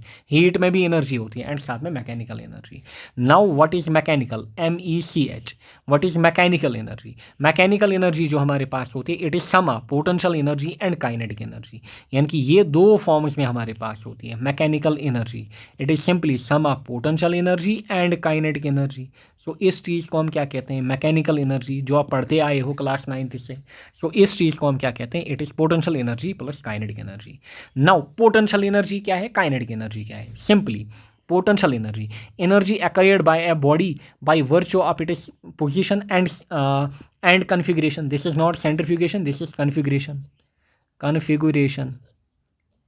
configuration. So energy acquired by a body by virtue of its position, यानी कि पोजीशन के कारण या फिर कन्फिग्रेशन के कारण जो एनर्जी बॉडी के अंदर आ जाती है उसको हम कहते हैं potential energy. And potential energy की इक्वेशन क्या है, P = mgh, जो हमने वर्क में एक इक्वेशन निकाली थी, वर्क डन अगेंस्ट ग्रेविटी, जो मैंने आपको बताया था वहाँ पे। सो ये सेम हमारे पास पोटेंशियल एनर्जी की इक्वेशन होती है। सो P = mgh। अच्छा, कॉन्फ़िगरेशन या फिर पोजीशन, मतलब फॉर एग्जांपल इनिशियली आपका ऑब्जेक्ट यहाँ पे था, मतलब ये इसकी इनिशियल पोजीशन है, आपने ऑब्जेक्ट को नीचे फेंका, ये नीचे आया। सो यहाँ पे एंड यहाँ पे बेसिकली इस पॉइंट पे एंड इस पॉइंट पे before the motion, before doing the motion, motion से पहले जब ये रेस्ट पे था, एंड फाइनली मोशन करने के बाद जब ये रेस्ट में आया। सो इन पॉइंट्स पे इसके साथ क्या एसोसिएट है, potential energy. So potential energy is by virtue of the position of body. Clear. So इस चीज़ को हम क्या कहते हैं, इस चीज़ को हम कहते हैं पोटेंशियल एनर्जी। फॉर एग्जांपल ये कोई हाइट हमारे पास है, कोई टावर हमारे पास, ऑब्जेक्ट यहाँ पे आपने रखा है, फिर इस ऑब्जेक्ट को आपने ऊपर लेके आए, इस ऑब्जेक्ट को आप ऊपर लेके आए। नाउ ध्यान से देखिए, पोटेंशियल एनर्जी जो हमारे पास है that is mgh। So it is directly proportional to h। So जितना ज़्यादा हाइट हमारे पास होगी उतनी पोटेंशियल एनर्जी होगी। सो मुझे बताइए इस पॉइंट पे क्या होगी, इस पॉइंट पे मिनिमम पोटेंशियल एनर्जी होगी। क्यों, क्योंकि हाइट कम है।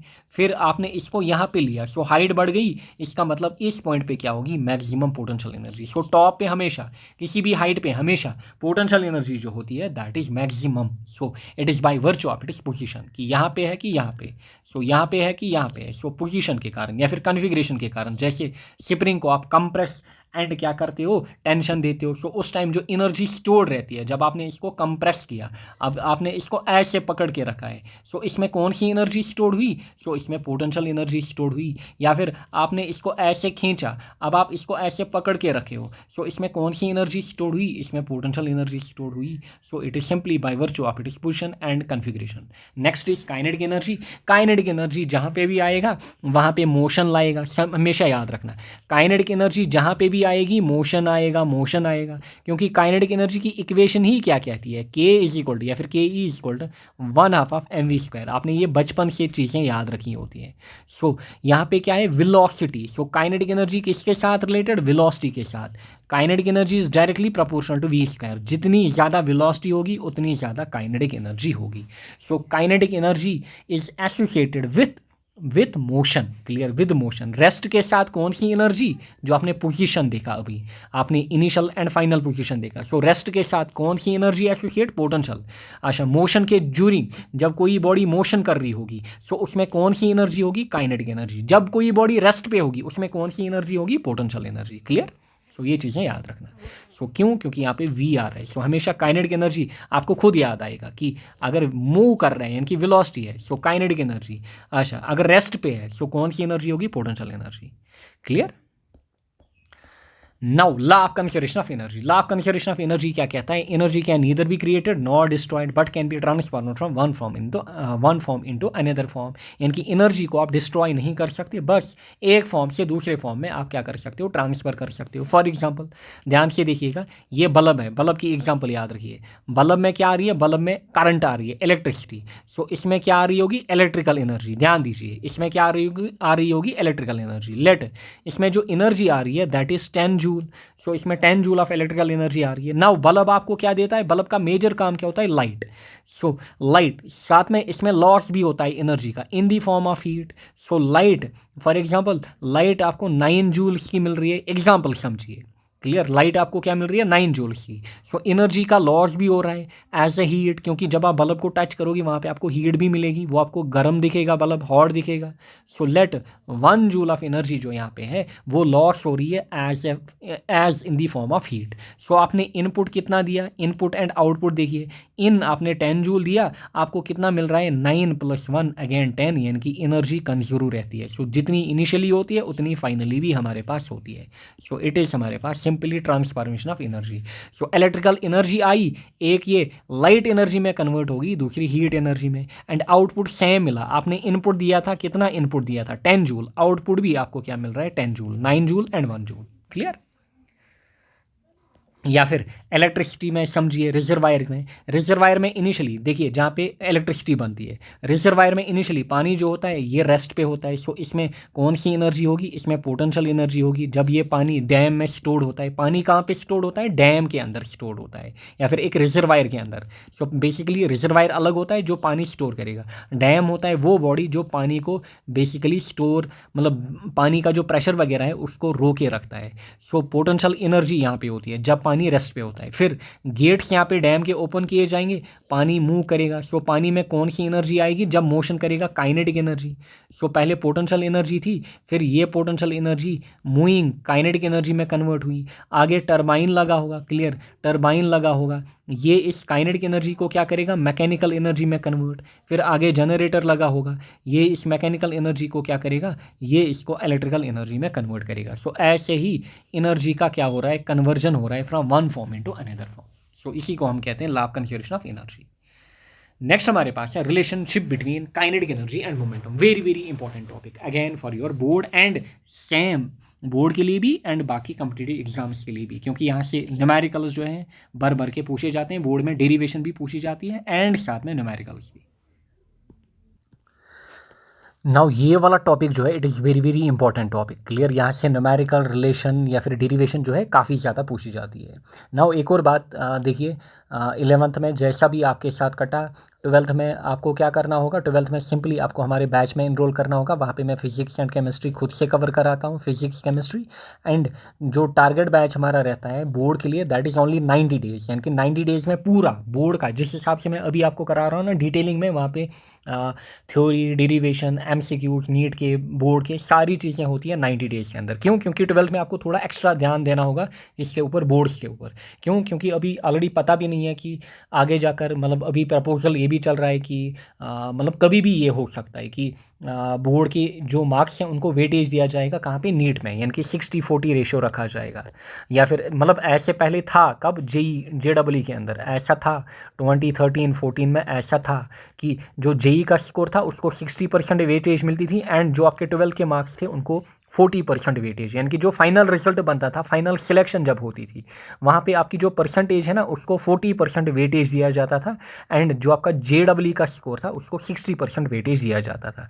सो ये प्रपोजल्स कभी भी हो सकते हैं, इसलिए ट्वेल्थ में आपकी मतलब भले ही 11th में परसेंटेज ना आए, बट ट्वेल्थ में आपका अच्छा स्कोर होना चाहिए। मतलब किसी भी हालत में वो आपको एक बूस्टर दे देता है, कॉन्फिडेंस देता है। मतलब नीट के लिए, JEE के लिए जब आप जाओगे आपको लगेगा हाँ कि मैंने मतलब 400, 450, 480 जो भी आप लाओगे, मतलब आपको कॉन्फिडेंस फील होगा। एंड साथ में कभी भी ये चीज़ें हो सकती हैं, सो आपके पास मौका होता है उसी टाइम मार्क्स को मतलब एडअप करने का। एंड ध्यान से देखिएगा, याद रखिएगा, उन बच्चों को फिर एडवांटेज होता है जब ये चीज़ें होती हैं ना, जिनके बोर्ड में अबव 90% होते हैं ना, उनको काफ़ी ज़्यादा एडवांटेज होता है जब 60-40 रेशो लाया जाता है किसी भी कम्पिटिटिव एग्ज़ाम के अंदर।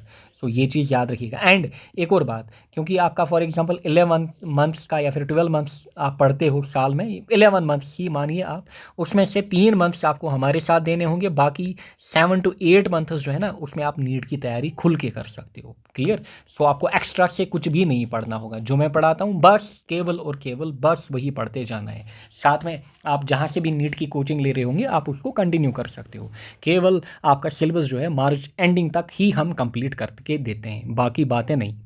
Now relation between kinetic energy and momentum. Relation between kinetic energy and momentum, ध्यान से देखिएगा। काइनेटिक एनर्जी एंड मोमेंटम जो रिलेशन हमारे पास है, इक्वेशन में आपको पहले ही बता दूं, दिस इज द इक्वेशन। के जो हमारे पास होता है इट इज़ p²/2m। ये हमें क्या करना है, ये हमें डिराइव करके देना है। काइनेटिक एनर्जी जो होती है इट इज़ p²/2m। के kinetic energy, p momentum, m यहाँ पे मास। ये हमें क्या करना है, डिराइव करके देना है। एंड इसके ऊपर न्यूमेरिकल भर भर के पूछे जाते हैं।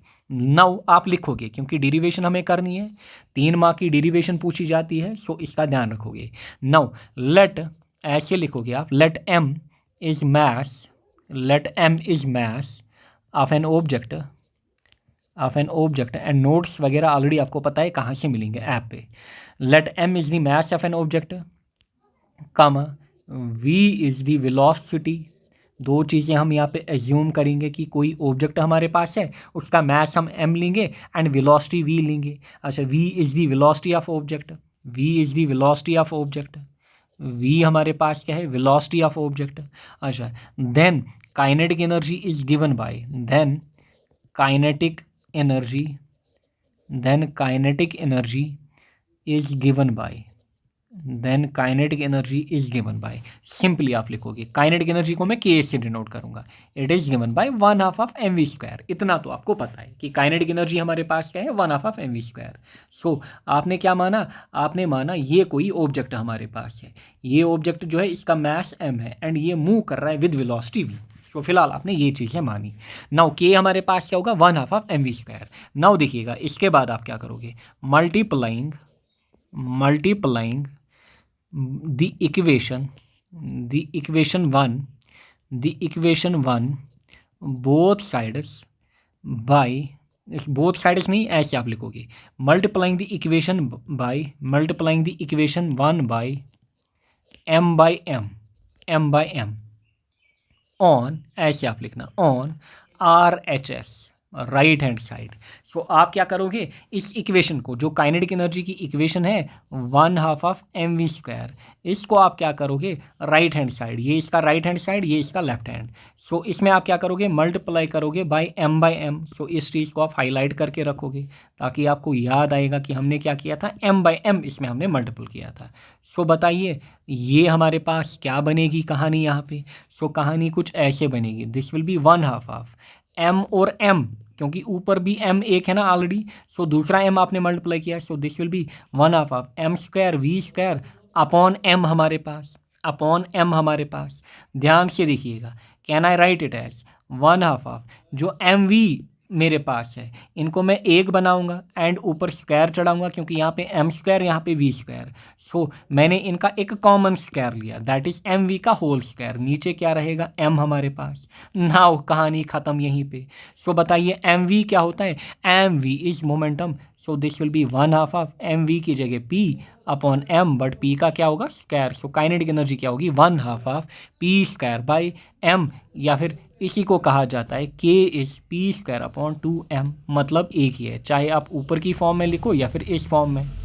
सो के हमारे पास क्या होता है, के हमारे पास होता है पी स्क्वायर अपॉन 2m या फिर 1/2 पी स्क्वायर बाई एम। सो ये हमारे पास है derivation. Clear? So this is the derivation, simple derivation, 3 mark की पूछी जाती है। सो के is equal P square upon 2m। सो इस इक्वेशन को रटिए, बार बार इसकी प्रैक्टिस करिए, फिर इस इक्वेशन को रटिए। K is P square upon 2m। Clear? K is P square upon 2m। Now यहाँ पे ग्राफ्स भी आपसे पूछता है, ध्यान से देखिएगा, यहाँ से ग्राफ्स भी आपसे पूछता है। इनको भी आप क्या करोगे, इनको भी थोड़ा बहुत आप याद रखोगे यहाँ से, इन ग्राफ्स को। पहला जो ग्राफ आप इसमें देखोगे that will be kinetic energy versus momentum. दूसरा जो ग्राफ आप इसमें देखोगे that will be under root K versus momentum, यानी कि काइनेटिक एनर्जी का आप क्या लोगे, रूट लोगे। यहाँ पे जो काइनेटिक एनर्जी हमारे पास है इसका आप क्या लोगे, रूट लोगे। जो के वर्सेस पी है ना, अगर आप देखोगे के वर्सेस पी, यहाँ पे क्या आ रहा है, स्क्वायर आ रहा है। सो ग्राफ हमारे पास कुछ ऐसा बनेगा पैराबोलिक शेप में। क्लियर? ग्राफ हमारे पास कुछ ऐसा बनेगा पैराबोलिक शेप में। दिस इज दी ग्राफ हमारे पास। सो यहाँ से आप क्या देख रहे हो, यहाँ से आप के देख रहे हो एंड यहाँ से पी आप देख रहे हो। क्लियर? यहाँ से आप क्या देख रहे हो, यहाँ से आप पी देख रहे हो। नेक्स्ट हमारे पास है under root K versus P. Clear? Under root K versus P. Now ध्यान दीजिए, अंडर रूट के कहाँ से, देखिए आपको क्या दिख रहा है, आपको इस इक्वेशन से दिख रहा होगा कि K is proportional to P square. So ये वाला ग्राफ आपने वहाँ से देखा। अच्छा, दूसरा अगर आप स्क्वायर को इधर लेके आओगे this will B root K versus P. सो ये बनेगा root K versus P and it will be a straight line हमारे पास। जो ये वाला ग्राफ होगा ये हमारे पास क्या होगा, this will be a straight line graph. So ये चीज़ें जो हैं ये आपको ध्यान में रखनी है। एंड ये ग्राफ बेसिकली कहाँ से पास होता है, ये तो टेढ़ा बन रहा है, ये ओरिजिन से पास होता है। कहाँ से पास होता है, ये ओरिजिन, अरे ये ऊपर की ओर जंप कर रहा है। सो इसको रहने देते हैं, ये ओरिजिन से पास होता है ऐसे। क्लियर? सो इन दो ग्राफ्स को भी आप याद रखें। क्लियर? सो इन दो ग्राफ्स को भी आप साथ में याद रखें। एंड ये हमारे पास क्या थी, ये हमारे पास थी डेरिवेशन। नाउ इसी के बेस पे कुछ न्यूमेरिकल यहाँ पे पूछे जाते हैं। नंबर 1, नंबर 2 यहाँ से इसके ऊपर, नंबर 3, अच्छा ये तो न्यूमेरिकल नहीं है, ये तो सिंपल क्वेश्चन है। फिर नंबर 4 देखिए, पहला क्वेश्चन देखिए, सीधे रिलेशन पूछ रहा है। For a moving particle with mass m, velocity v, having momentum p, which one of the following correctly describes kinetic energy of particle? बताइए kinetic energy of particle p square upon 2m, ये रहा p square upon 2m या फिर 1/2 of p square by m। Clear? ये and ये मतलब same है, बस यहाँ पे p स्क्वायर, नीचे फिर हमने 2m लिखा। Clear? So this is the relation. So सीधे option A p square upon 2m। Next question देखिए, 2 bodies with kinetic energy in the ratio 4:1। So कितना, 4:1 आपको रेशियो दिया गया है। किन का, काइनेटिक एनर्जी इसका। अच्छा, moving with equal linear momentum, पहले मैं समझाऊंगा यहाँ पे क्वेश्चन कैसे दिया जाता है। सो इक्वेशन आपने क्या देखी, मुझे बताइए, इक्वेशन आपने क्या देखी? आपने इक्वेशन देखी कि के हमारे पास होता है पी स्क्वायर अपॉन 2m। सो यहाँ पे 3 पैरामीटर्स हमारे पास हैं, kinetic energy, momentum and mass. Kinetic energy, momentum and mass. So एक आपके पास क्या है, काइनेटिक एनर्जी, दूसरा मोमेंटम, तीसरा मास। यहाँ पे देखिए आपको क्या करेगा, मतलब क्या क्वेश्चन पूछेगा। सो 1, 2, 3 क्वांटिटीज़ हैं टोटल। आपको बोलेगा कि एक को हमने, फॉर एग्जांपल लेट अस से, इस क्वेश्चन में हम क्या देखेंगे, 2 bodies with kinetic energy in the ratio 4:1। So kinetic energies अलग अलग दी हैं, are moving with equal linear momentum. So linear momentum को क्या किया है, इक्वल। इक्वल मीन्स यहाँ पे कॉन्स्टेंट रखा है। सो आपको क्या करेगा, आपको 3 में से एक क्वांटिटी कांस्टेंट देगा या फिर इक्वल देगा। फिर आपको इन दो के बीच रिलेशन देखनी होगी। क्लियर? इन दो के बीच, किसी क्वेश्चन में क्या करेगा, इसको कांस्टेंट रखेगा, उसमें आपको इन दो के बीच रिलेशन देखनी होगी। अच्छा, इस क्वेश्चन में देखिए आपको क्या किया है, ध्यान से देखिएगा। इस क्वेश्चन में आपको क्या दिया है, पी इक्वल दिया है। ज़रा हमें रिलेशन बताइए, के क्या है, के हमारे पास है पी स्क्वायर अपॉन 2m। सो आपको मोमेंटम क्या दिया है, मोमेंटम आपको कांस्टेंट दिया है। क्लियर? मोमेंटम आपको क्या दिया है, कांस्टेंट दिया है। अच्छा, अगर आप इस इक्वेशन पे आओगे, क्लियर, अगर आप इस इक्वेशन पे आओगे, इस इक्वेशन में आपको ये पता चलेगा, wait a second, I will go back. इस इक्वेशन में आपको ये पता चलेगा जो के हमारे पास है, it is directly proportional to P square, दिख रहा है आपको। एंड यही के जो है it is inversely proportional to mass, क्योंकि मास हमारे पास क्या है, नीचे। It is inversely proportional to mass. Now, wait a second. Now देखिए, k is equal to p square upon 2m. अब हम देखते हैं पहले यहाँ पे हमारे पास क्या है, मोमेंटम इक्वल। सो 2 हमारे पास क्या है, कांस्टेंट, इसको हटाइए। सो रिलेशन क्या बनेगा, k is inversely proportional to m। ये हमारे पास क्या बनेगा, ये हमारे पास रिलेशन यहाँ पे बनेगा। Now 2 bodies with kinetic energy in the ratio of 4:1। Kinetic energy इनकी k1:k2, आपको कितना गिवन है, 4:1। अच्छा, are moving with equal linear momentum, the ratio of their masses is, आपको निकालना है इनका ratio of masses, that is m1:m2 जो है वो आपको निकालना है। सो रिलेशन क्या है, k is inversely proportional to m, यानी कि देयरफॉर आपका ध्यान से देखिएगा, हमारे पास क्या है, k is equal to 1/m आप लिख सकते हो। देयरफॉर रिलेशन क्या है, इनवर्स। सो आप लिखोगे k1/k2, जब इनवर्स रिलेशन होती है हमारे पास क्या है, inverse relation, so it will be m2/m1। सो यहाँ पे इस साइड में इक्वेशन क्या बनेगी, m2/m1। क्यों, क्योंकि k is equal to 1/m हमारे पास, या फिर k मतलब रिलेशन के हिसाब से k is inversely proportional to m। Clear, k is inversely proportional to m। अब ये कैसे बना, देखिए मैं आपको दिखाता हूँ। ऐसे आप लिखते k जो हमारे पास है, k1/k2 it is equal to 1/m1/1/m2, है ना। ऐसे ही आप लिखते हैं, क्योंकि ये है k और m के बीच रिलेशन। फिर इसी को आप लिखते हैं, m2 ऊपर जाएगा, दिस विल बी m2/m1। सो ऐसे आप रिलेशन को निकालते हो, बट मैं डायरेक्टली यहाँ पे लिख रहा हूँ। अगर आप इसको याद रखना चाहते हो, आप इसको रखिए कि ये इक्वेशन कहाँ से आई। सो ये हमारे पास है relation, k equal to k1/k2 equal to m2/m1। But आपको क्या चाहिए, m1/m2। आपको क्या चाहिए, m1/m2। चलिए पहले इसको बनाते हैं। k1 हमारे पास है 4, k2 हमारे पास है 1, this is equal to m2/m1। So आपका m2/m1 कितना रेशियो है, 4/1। देयरफॉर m1/m2 आपको निकालना है, सो दैट विल बी 1/4। सो 1/4 जो है वो आपका आंसर रहेगा। क्लियर, 1/4 आपका आंसर रहेगा, ना कि 4/1। 4/1 भी ऑप्शन गिवन है, आप गलती कर लेते। क्यों, क्योंकि आपको बोल रहा है 2 bodies with kinetic energy in the ratio 4:1, यानी कि k1:k2 are moving with equal linear, the ratio of their masses, यानी कि m1:m2 आपको निकालना है, यानी कि m1/m2 आपको निकालना है। आई होप आपको समझ में आया होगा कि ये रिलेशन मैंने कहाँ से बनाई। सो इस रिलेशन का आप यूज करोगे k और m के बीच। क्लियर, नेक्स्ट क्वेश्चन देखिए, 2 bodies of masses m and 4m। अब की बार क्या दिया है, m1:m2। m1:m2 क्या दिया है, m:4m। So 2 bodies with masses m and 4m are moving with equal kinetic energy. अब की बार काइनेटिक एनर्जी इक्वल दी है। सो k हमारे पास होता है p²/2m। सो अब की बार काइनेटिक एनर्जी क्या दिया है, इक्वल दिया है। सो अब आपको p और m के बीच रिलेशन देखनी होगी। m को जरा इधर लेके आइए, इस साइड, m को जरा इस साइड लेके आइए। So this will be m equal to p², मतलब आप कहोगे m जो है it is proportional to p²। m जो हमारे पास है it is proportional to p², और अगर आप p निकालना चाहते हो स्क्वायर इधर जाएगा। सो p जो हमारे पास है वो रूट की फॉर्म में जाएगा, यानी कि p जो होगा दैट विल बी, स्क्वायर इधर जाएगा, so p will be proportional to √m। p जो हमारे पास है that will be proportional to √m। ये रिलेशन होगी किसके बीच, p और m के बीच। अच्छे से सुनिए, अच्छे से देखिए कि इस इक्वेशन का मतलब क्या है। मैं आपको अलग अलग रिलेशन यहाँ पे निकाल के दे रहा हूँ। ये आपने देखी थी k और p की रिलेशन, k और m की रिलेशन। ये जो रिलेशन हमारे पास है ये है p और m की रिलेशन, या फिर ये है p m और p की relation.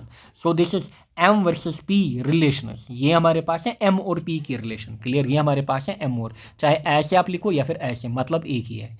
Clear, so therefore basically जो आपको निकालना होगा वही आप लाओगे। आपको क्या चाहिए, ratio of their linear momentum. So आप इस इक्वेशन का यूज़ करोगे।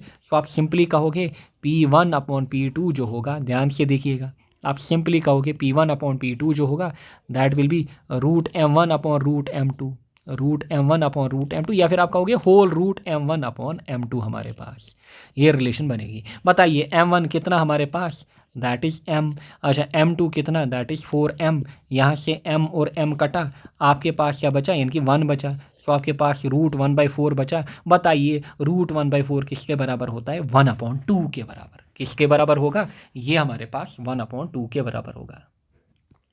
चलिए एक और क्वेश्चन को ऐड कीजिए इसमें। देखिए ये वाला क्वेश्चन मैं ऐड यहाँ पे कर लेता हूँ। इसको नाम दीजिए 4, क्योंकि पहले आप इसको करना, 4 को पहले आप इसको करना, इसको नाम दीजिए 5। यहाँ पे मैंने तीनों क्वेश्चन यहाँ पे बिल्डअप किए। नाउ इस क्वेश्चन में देखिए, 2 bodies moving with kinetic energy in the ratio. So K1:K2 आपका कितना है 4:1। अच्छा, with having mass is constant, ये वाला जो क्वेश्चन मैंने लिया इसमें मैंने क्या रखा, K=P²/2m।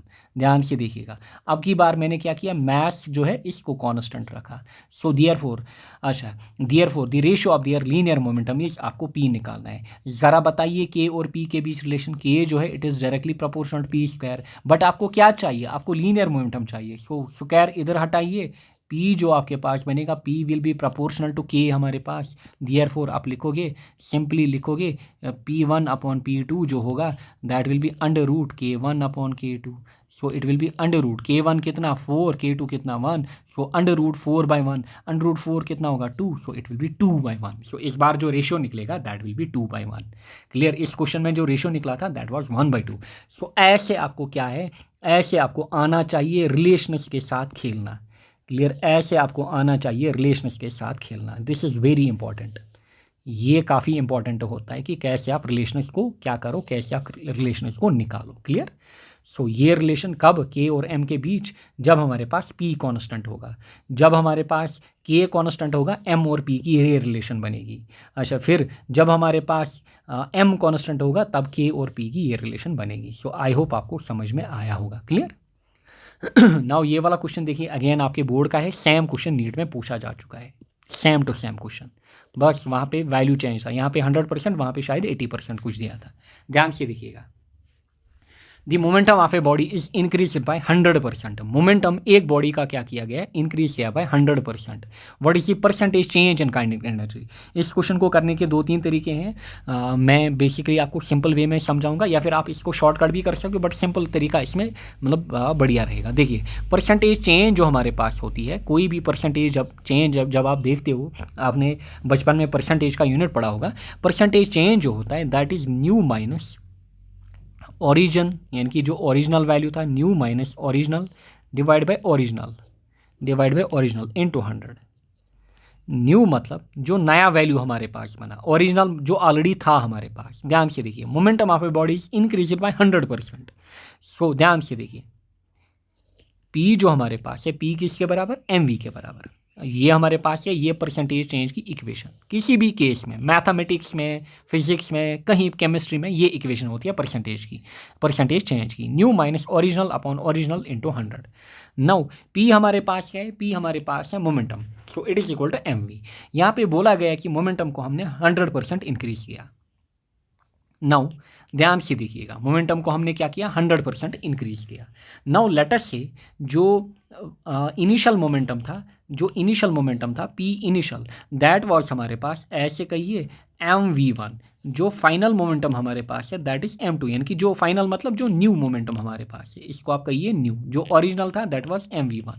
सो देयरफॉर इसको आप लिखोगे, this will be equal to, percentage change कितना आएगा, so this will be new कितना बना mv2 माइनस ओरिजिनल कितना था mv1, अच्छा, divide by original mv1 into हमारे पास क्या है, इनटू हमारे पास 100, इनटू हमारे पास क्या होगा, इनटू हमारे पास 100 होगा यहाँ पे। क्लियर, इनटू हमारे पास क्या होगा 100, and this will be equal to, ये किसके बराबर होगा, ये हमारे पास 100 के बराबर होगा। अगर आप यहाँ से परसेंटेज लिख रहे हो, ये हमारे पास 100 के बराबर होगा। किसके बराबर होगा, ये हमारे पास 100 के बराबर होगा। या फिर अगर आप 100 यहाँ से हटाओगे, आप इसको लिखोगे, ये यहाँ से 1 के बराबर होगा। क्लियर, ये यहाँ से क्या होगा 1 के बराबर।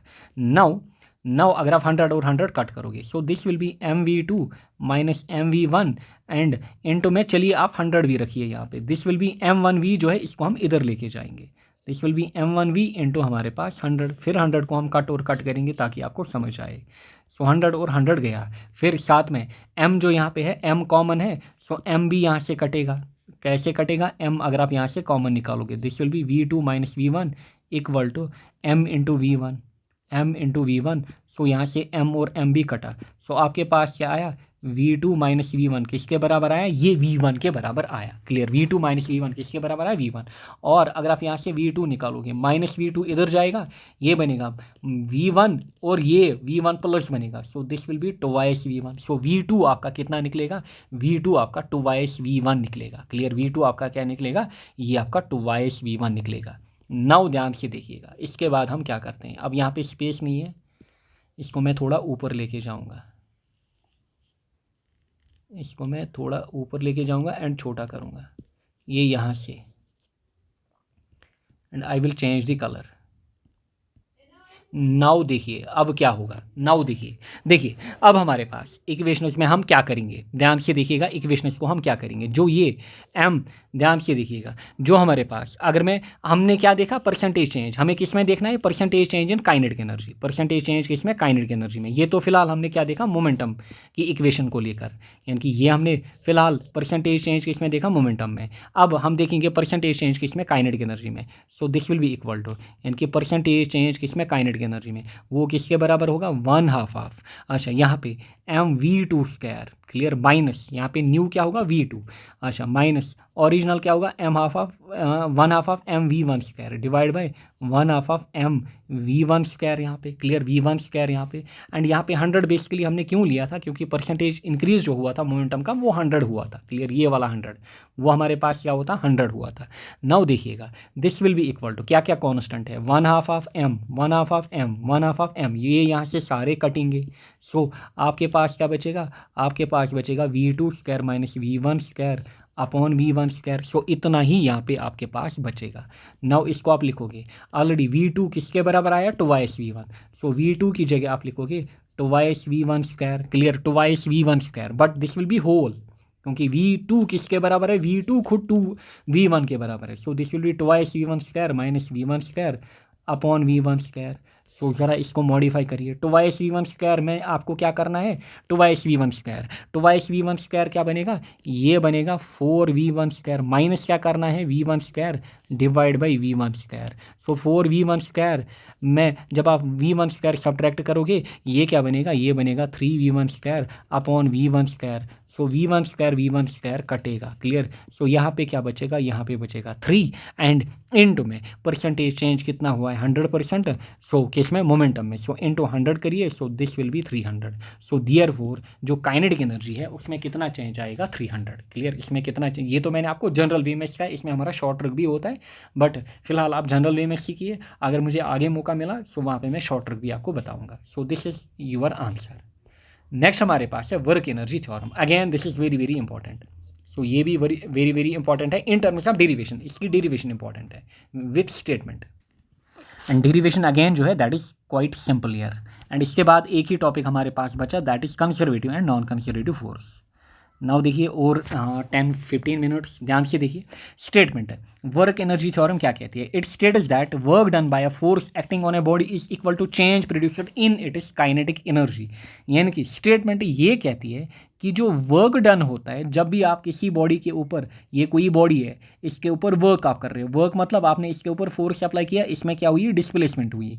सो देयरफॉर जो वर्क डन यहाँ पे होगा दैट विल बी बेसिकली कि ये जो बॉडी है इसमें कितनी काइनेटिक एनर्जी में चेंज आई, यानी कि वर्क डन जो है that is equal to change in kinetic energy that is equal to delta K, ऐसे हम लिखते हैं, क्लियर, ऐसे हम लिखते हैं। या फिर चेंज इन काइनेटिक एनर्जी क्या होगा, final kinetic energy minus initial kinetic energy.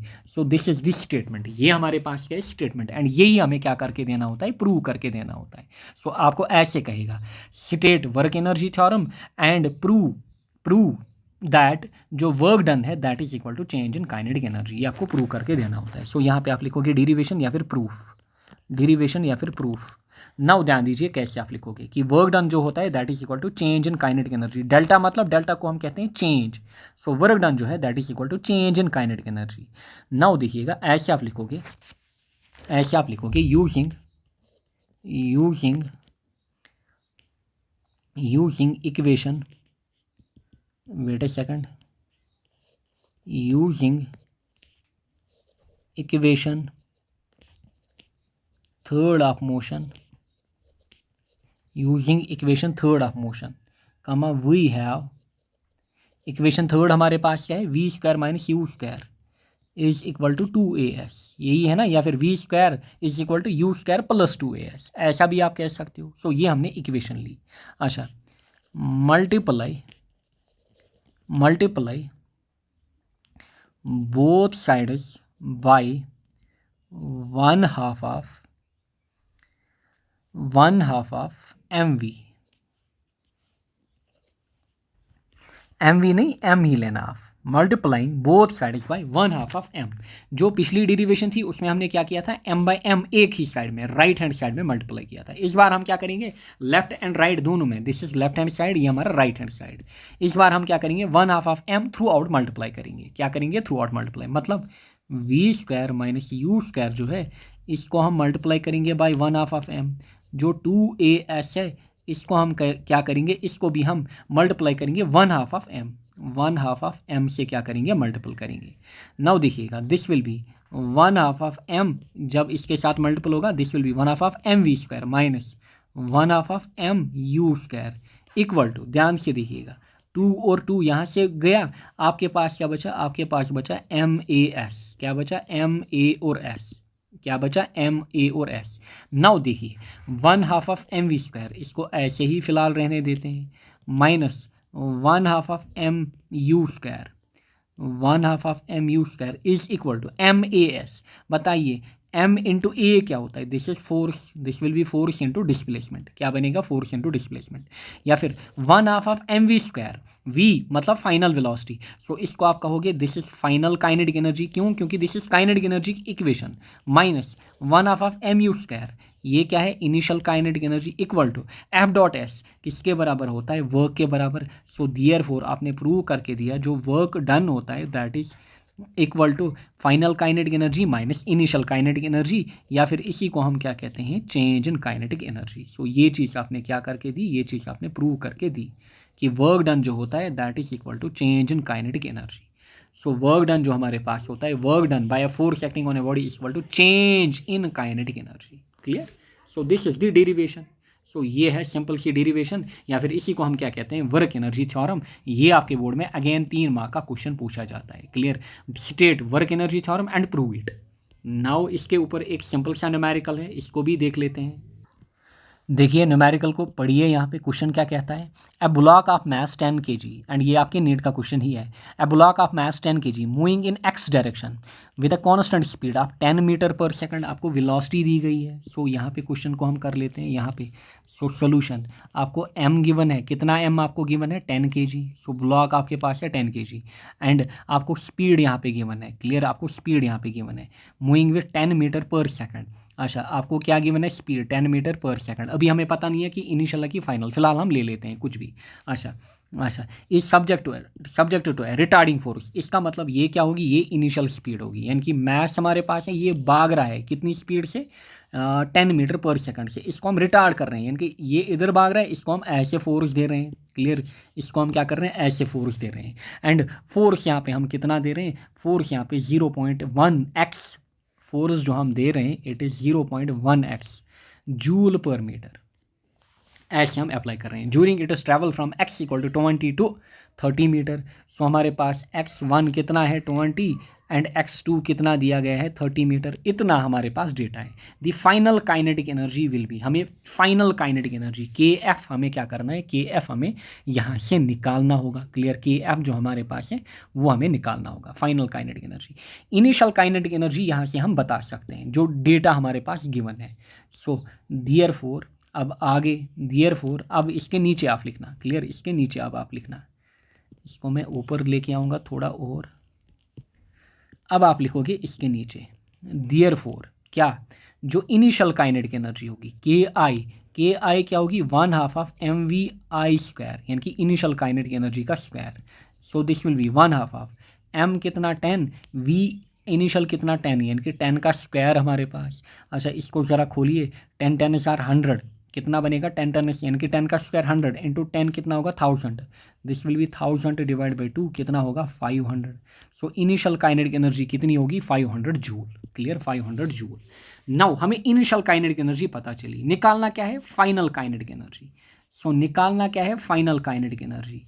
अब देखिए फोर्स गिवन है, डिस्प्लेसमेंट गिवन है, इसका मतलब हमें वर्क डन भी निकालना होगा, तब जाके हम बोलेंगे ना work done is final kinetic energy minus initial को इधर लाएंगे, फाइनल काइनेटिक एनर्जी क्या निकलेगी, work done plus initial kinetic energy. So अब हमें क्या चाहिए, वर्क डन चाहिए, तब जाके फाइनल काइनेटिक एनर्जी निकलेगी। समझ में आ रहा होगा।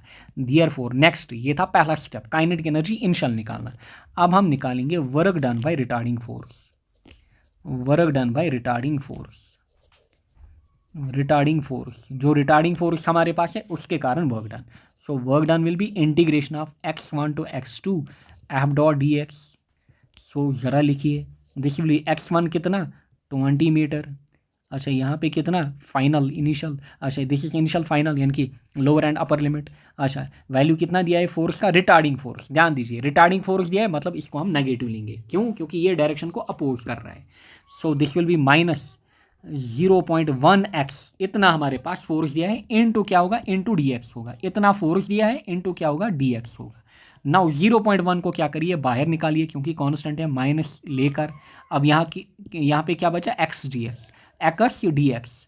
सो एक्स डी एक्स की आपको क्या करनी होगी, इंटीग्रेशन 20 to 30।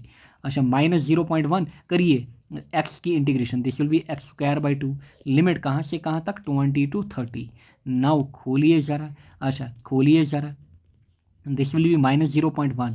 अच्छा यहाँ पे क्या होगा 30 square by 2 minus 20 square by 2, 20 square by 2 समझ में आ रहा होगा। This will be minus 0.1, 30 square कितना होता है 900 डिवाइड बाई 2 माइनस 20 स्क्वायर कितना होता है 400 डिवाइड बाई 2, 900 डिवाइड बाई 2 कितना होता है, या फिर दोनों में क्या है, दोनों में होल डिवाइड बाई 2 है ना, सो एक ही हम करेंगे, एक ही बार करेंगे। 900 माइनस 400, 900 माइनस 400 कितना होगा 500, 500 डिवाइड बाई 2 कितना होगा, 500 डिवाइड बाई 2 होगा 250। This will be minus 0.1 into 250। Now minus 0.1 into 250, so it means 0.1 मतलब डिवाइड बाई 10 यानी कि 1/10। सो 250 को डिवाइड बाई 10 करिए, that will be 25, this will be minus 25 joule. So ये आपका क्या निकलेगा, वर्क निकलेगा, ये आपका वर्क निकलेगा। दियर फोर ये आपका क्या निकला, वर्क निकला। वेट ए सेकंड, इसको हम अगेन ऊपर लेके आते हैं, देखिए देखिए देखिए,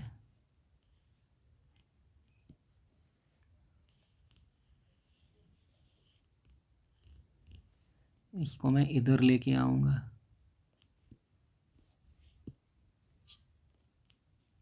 एंड इसको इधर लेके जाएंगे थोड़ा, यानी कि अब यहाँ से है। सो देखिए दिख रहा होगा आपको क्लियर, आपको क्लियर दिख रहा होगा। सो वर्क डन हमने कितना निकाला, सो वर्क डन हमने निकाला माइनस 25 जूल। दियरफॉर फ्रॉम क्या कहते हैं इसको, वर्क एनर्जी थ्योरम। सो इसके बाद आप लिखोगे from work energy theorem. So work energy theorem से हमें पता है कि वर्क डन जो होता है that is change in kinetic energy, that is final minus initial. बताइए दिस इज वर्क। सो आपको क्या निकालना है, फाइनल काइनेटिक एनर्जी, वो क्या होगी, वो होगी वर्क डन प्लस यहाँ पे इनिशियल काइनेटिक एनर्जी, क्योंकि ये इधर जाएगा ये प्लस बनेगा। बताइए वर्क डन कितना, माइनस 25 प्लस काइनेटिक एनर्जी कितना निकला, इनिशियली कितनी थी, किधर गया वो 500 जूल।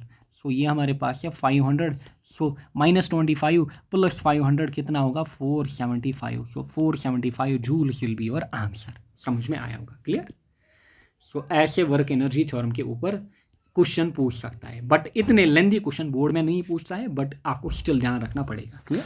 जब आप इन जो क्वेश्चन मैंने आपको दिखाए, जब आप इनकी प्रैक्टिस करोगे अच्छे से, आपको ये आएंगे, आप कोई भी लेवल, आपको बोर्ड में 70 आउट ऑफ 70 लाने से कोई भी नहीं रोकेगा। 100 आउट ऑफ 100 मतलब जब आप ये सारे क्वेश्चन जो मैं पढ़ा रहा हूँ, थ्योरी, डेरिवेशन विथ न्यूमेरिकल, जब आप ये सब चीज़ें करोगे, एंड बस इतने के ही ऊपर आपको ध्यान देना होगा। लास्ट के 2 मंथ्स में जितना हो सके जो मैं पढ़ा रहा हूँ बस उसी को प्रैक्टिस करके जाओ। बाकी जो आपने साल भर पढ़ा है उसको भूलो, वो सब आप छोड़ो। लास्ट टॉपिक हियर इस इस वीडियो का, दैट इज कंजर्वेशन है, नॉन कंजर्वेशन फोर्स। थोड़ा जल्दी जल्दी देख लेते हैं, सिंपल सा टॉपिक है। देखिए कंजर्वेटिव फोर्स, कंजर्वेटिव फोर्स क्या होता है। A force is said to be conservative if the work done by the force in moving a body between any two points is independent of the path followed। यानी कि अगर force हमारे पास क्या होता है कंजर्वेटिव, कब, जब work done by the force, यानी कि फोर्स के कारण जो वर्क डन होगा between any two points that is independent of the path followed and it depends on initial and final position only. आपको समझाते हैं, मतलब फॉर एग्जांपल ये आपका ए पॉइंट है, आपको किधर जाना है, आपको बी पॉइंट तक जाना है। आप फॉर एग्जाम्पल आपके पास 2 ऑप्शन थे, आप इस रास्ते के थ्रू गए एंड फिर आप इस रास्ते के थ्रू गए, क्लियर। जब आप इस रास्ते के थ्रू गए work done was W1 and जब आप इस रास्ते के थ्रू गए दैट वाज W2। नाउ अगर आपका W1 इक्वल टू W2 आ रहा है, मतलब चाहे आप पाथ 1 के थ्रू जाओ, आपका वर्क जो है फॉर एग्जांपल 100 जूल आ रहा है। जब आप वर्क 2 के अलोंग गए, आपने पार्ट 2 के अलोंग जब आप गए, यहाँ पे मैं लिखूंगा this is part 1, this is part 2। जब आप पार्ट 1 के अलोंग गए, आपका वर्क था W1, वो लेट अस सपोज 100 जूल था। जब आप पार्ट 2 के अलोंग गए, आपका वर्क डन था W2, वो भी अगर 100 जूल ही निकला। इसका मतलब दोनों वर्क सेम आ रहे हैं, चाहे आप यहाँ से जाओ यहाँ से जाओ। इसका मतलब यहाँ पे जो फोर्स हमारे पास लग रहा होगा that will be conservative. Clear. So conservative force जो होता है, force is said to be conservative अगर work done by the force in moving a body between and 2 points is independent of path followed. यानी कि ये depend नहीं कर रहा है चाहे पाथ 1 से जाओ या पाथ 2 से जाओ, ये इसके ऊपर डिपेंड यहाँ पे नहीं कर रहा है। क्लियर। सो ये इसके ऊपर यहाँ पे डिपेंड नहीं कर रहा है। सो ये चीज़ें जो हैं ये आपको समझनी है। क्लियर, ये आपको समझनी है। सो इस टाइप के फोर्स को, जो यहाँ पे फोर्स लग रहा होगा जिसके कारण वर्क होगा, इसको हम क्या कहेंगे, conservative force. It only depends on initial and final position. ये खाली initial position and final position के ऊपर डिपेंड करेगा, ना कि पाथ फॉलोड। पाथ पे डिपेंड नहीं करेगा, इस पॉइंट पे इन 2 पॉइंट्स के ऊपर डिपेंड करेगा। And work done by the force in moving A particle along a closed path is 0। यानी कि अगर आप इसको इधर लेके आओगे फिर इधर, सो वर्क डन क्या रहता है, 0। नाउ कंजर्वेटिव फोर्स की अगर हम बात करें, जितने भी सेंट्रल फोर्स हैं, यानी कि जिनमें F होगा inversely proportional to R, like gravitational force या फिर इलेक्ट्रोस्टैटिक फोर्स, ये सारे क्या होते हैं, कंजर्वेटिव। सो ये आपके बोर्ड में अगेन 2 या 3 मार्क का क्वेश्चन पूछा जाता है, साथ में MCQs भी। नॉन कंजर्वेटिव फोर्स, अब समझिए नॉन कंजर्वेटिव फोर्स। अब ध्यान से देखिए यहाँ पे, अब ध्यान से देखिए दूसरी example.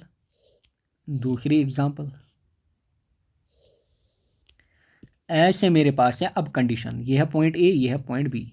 This is path 1, this is मेरे पास path 2, this is path 1, this is path 2। यहाँ पे W1 वर्क, यहाँ पे W2। अब देखिएगा a force is said to be conservative. अच्छा, इफ द वर्क डन, यहाँ पे है if the work done, of नहीं, if the work done. If the work done by the force in moving a body between any 2 points depends on nature of path followed. अब अगर जो work है वो इन paths पे depend कर रहा है, अच्छा, and does not depend on initial and final position, यानी कि it does not depend on initial and final position. So इस टाइप के फोर्स, जो यहाँ पे फोर्स लग रहा होगा, जो वर्क करा रहा होगा, इस टाइप के फोर्स को हम कहते हैं non conservative. Work done by the force in moving a body along a closed path is not 0। इस केस में work done along a closed path 0 नहीं होगा। नाउ फॉर एग्जांपल ध्यान से देखिएगा, जो पाथ 1 अब की बार आपको दिख रहा है, पाथ 1 आपको थोड़ा बड़ा दिख रहा है। पाथ 1 अगर आप देखोगे आपको बड़ा दिख रहा है। आप देखिए पाथ 1 जो P1 है वो आपको बड़ा दिख रहा होगा एज़ कम्पेयर टू पार्ट 2। अगर पाथ 1 बड़ा है एज़ कम्पेयर टू पार्ट 2, इसका मतलब जो वर्क डन होगा दैट पाथ 1 में वो ज़्यादा होगा as compare to work done in 2। क्यों? क्योंकि यहाँ पे आपको ज़्यादा डिस्टेंस ट्रैवल करनी है, मतलब फ्रिक्शन ज़्यादा लगेगा। क्लियर। सो पाथ 1 पे क्या होगा, फ्रिक्शन जो होगा वो ज़्यादा लगेगा। इसका मतलब आपको वर्क डन ज़्यादा कराना पड़ेगा। वर्क डन ज़्यादा, इसका मतलब एनर्जी ज़्यादा लगेगी आपकी। सो देयरफॉर इस केस में जो फोर्सेस होते हैं, जो हमारे पास पाथ के ऊपर डिपेंड होते हैं, वो जो फोर्सेस होते हैं उनको हम क्या कहते हैं, non conservative force. Like frictional force, viscous force. So friction इस पाथ के अलोंग अलग होगा, इस पाथ के अलोंग अलग होगा, या फिर विस्कस फोर्स। सो ये फोर्स जो होते हैं दे आर नॉन कंजर्वेटिव। सो इनको भी याद रखना। सो नॉन कंजर्वेटिव फोर्स जो होते हैं दे आर पाथ डिपेंडेंट। ये क्या होते हैं, these are path depend on nature of path, and these don't depend on initial and final position. Clear. So इस केस में W1 जो होगा वो होगा ग्रेटर देन W2। क्लियर। यानी कि W1 एंड W2 अलग अलग होगा। यानी कि अगर आप पाथ 1 के अलोंग आओगे वर्क ज़्यादा होगा, फॉर एग्जाम्पल 200 जूल। जब आप पाथ 1 के अलोंग आओगे आपको 100 जूल ही करना पड़ेगा।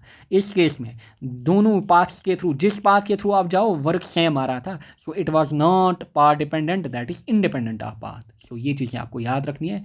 This is all about the lecture, that is part 1 of work, power and energy. And maximum question इस यूनिट में इसी पार्ट से पूछे जाते हैं। दूसरा लेक्चर जो हमारे पास होगा उसमें हम कोलिजन एंड साथ में जो आपका नया टॉपिक ऐड किया गया है दैट इज़ आपका वर्टिकल, जो ये वाला motion, that is motion in a vertical circle. So इसको हम कवर करेंगे, साथ में कोलिजन को भी हम कवर करेंगे। So thank you all, best of luck.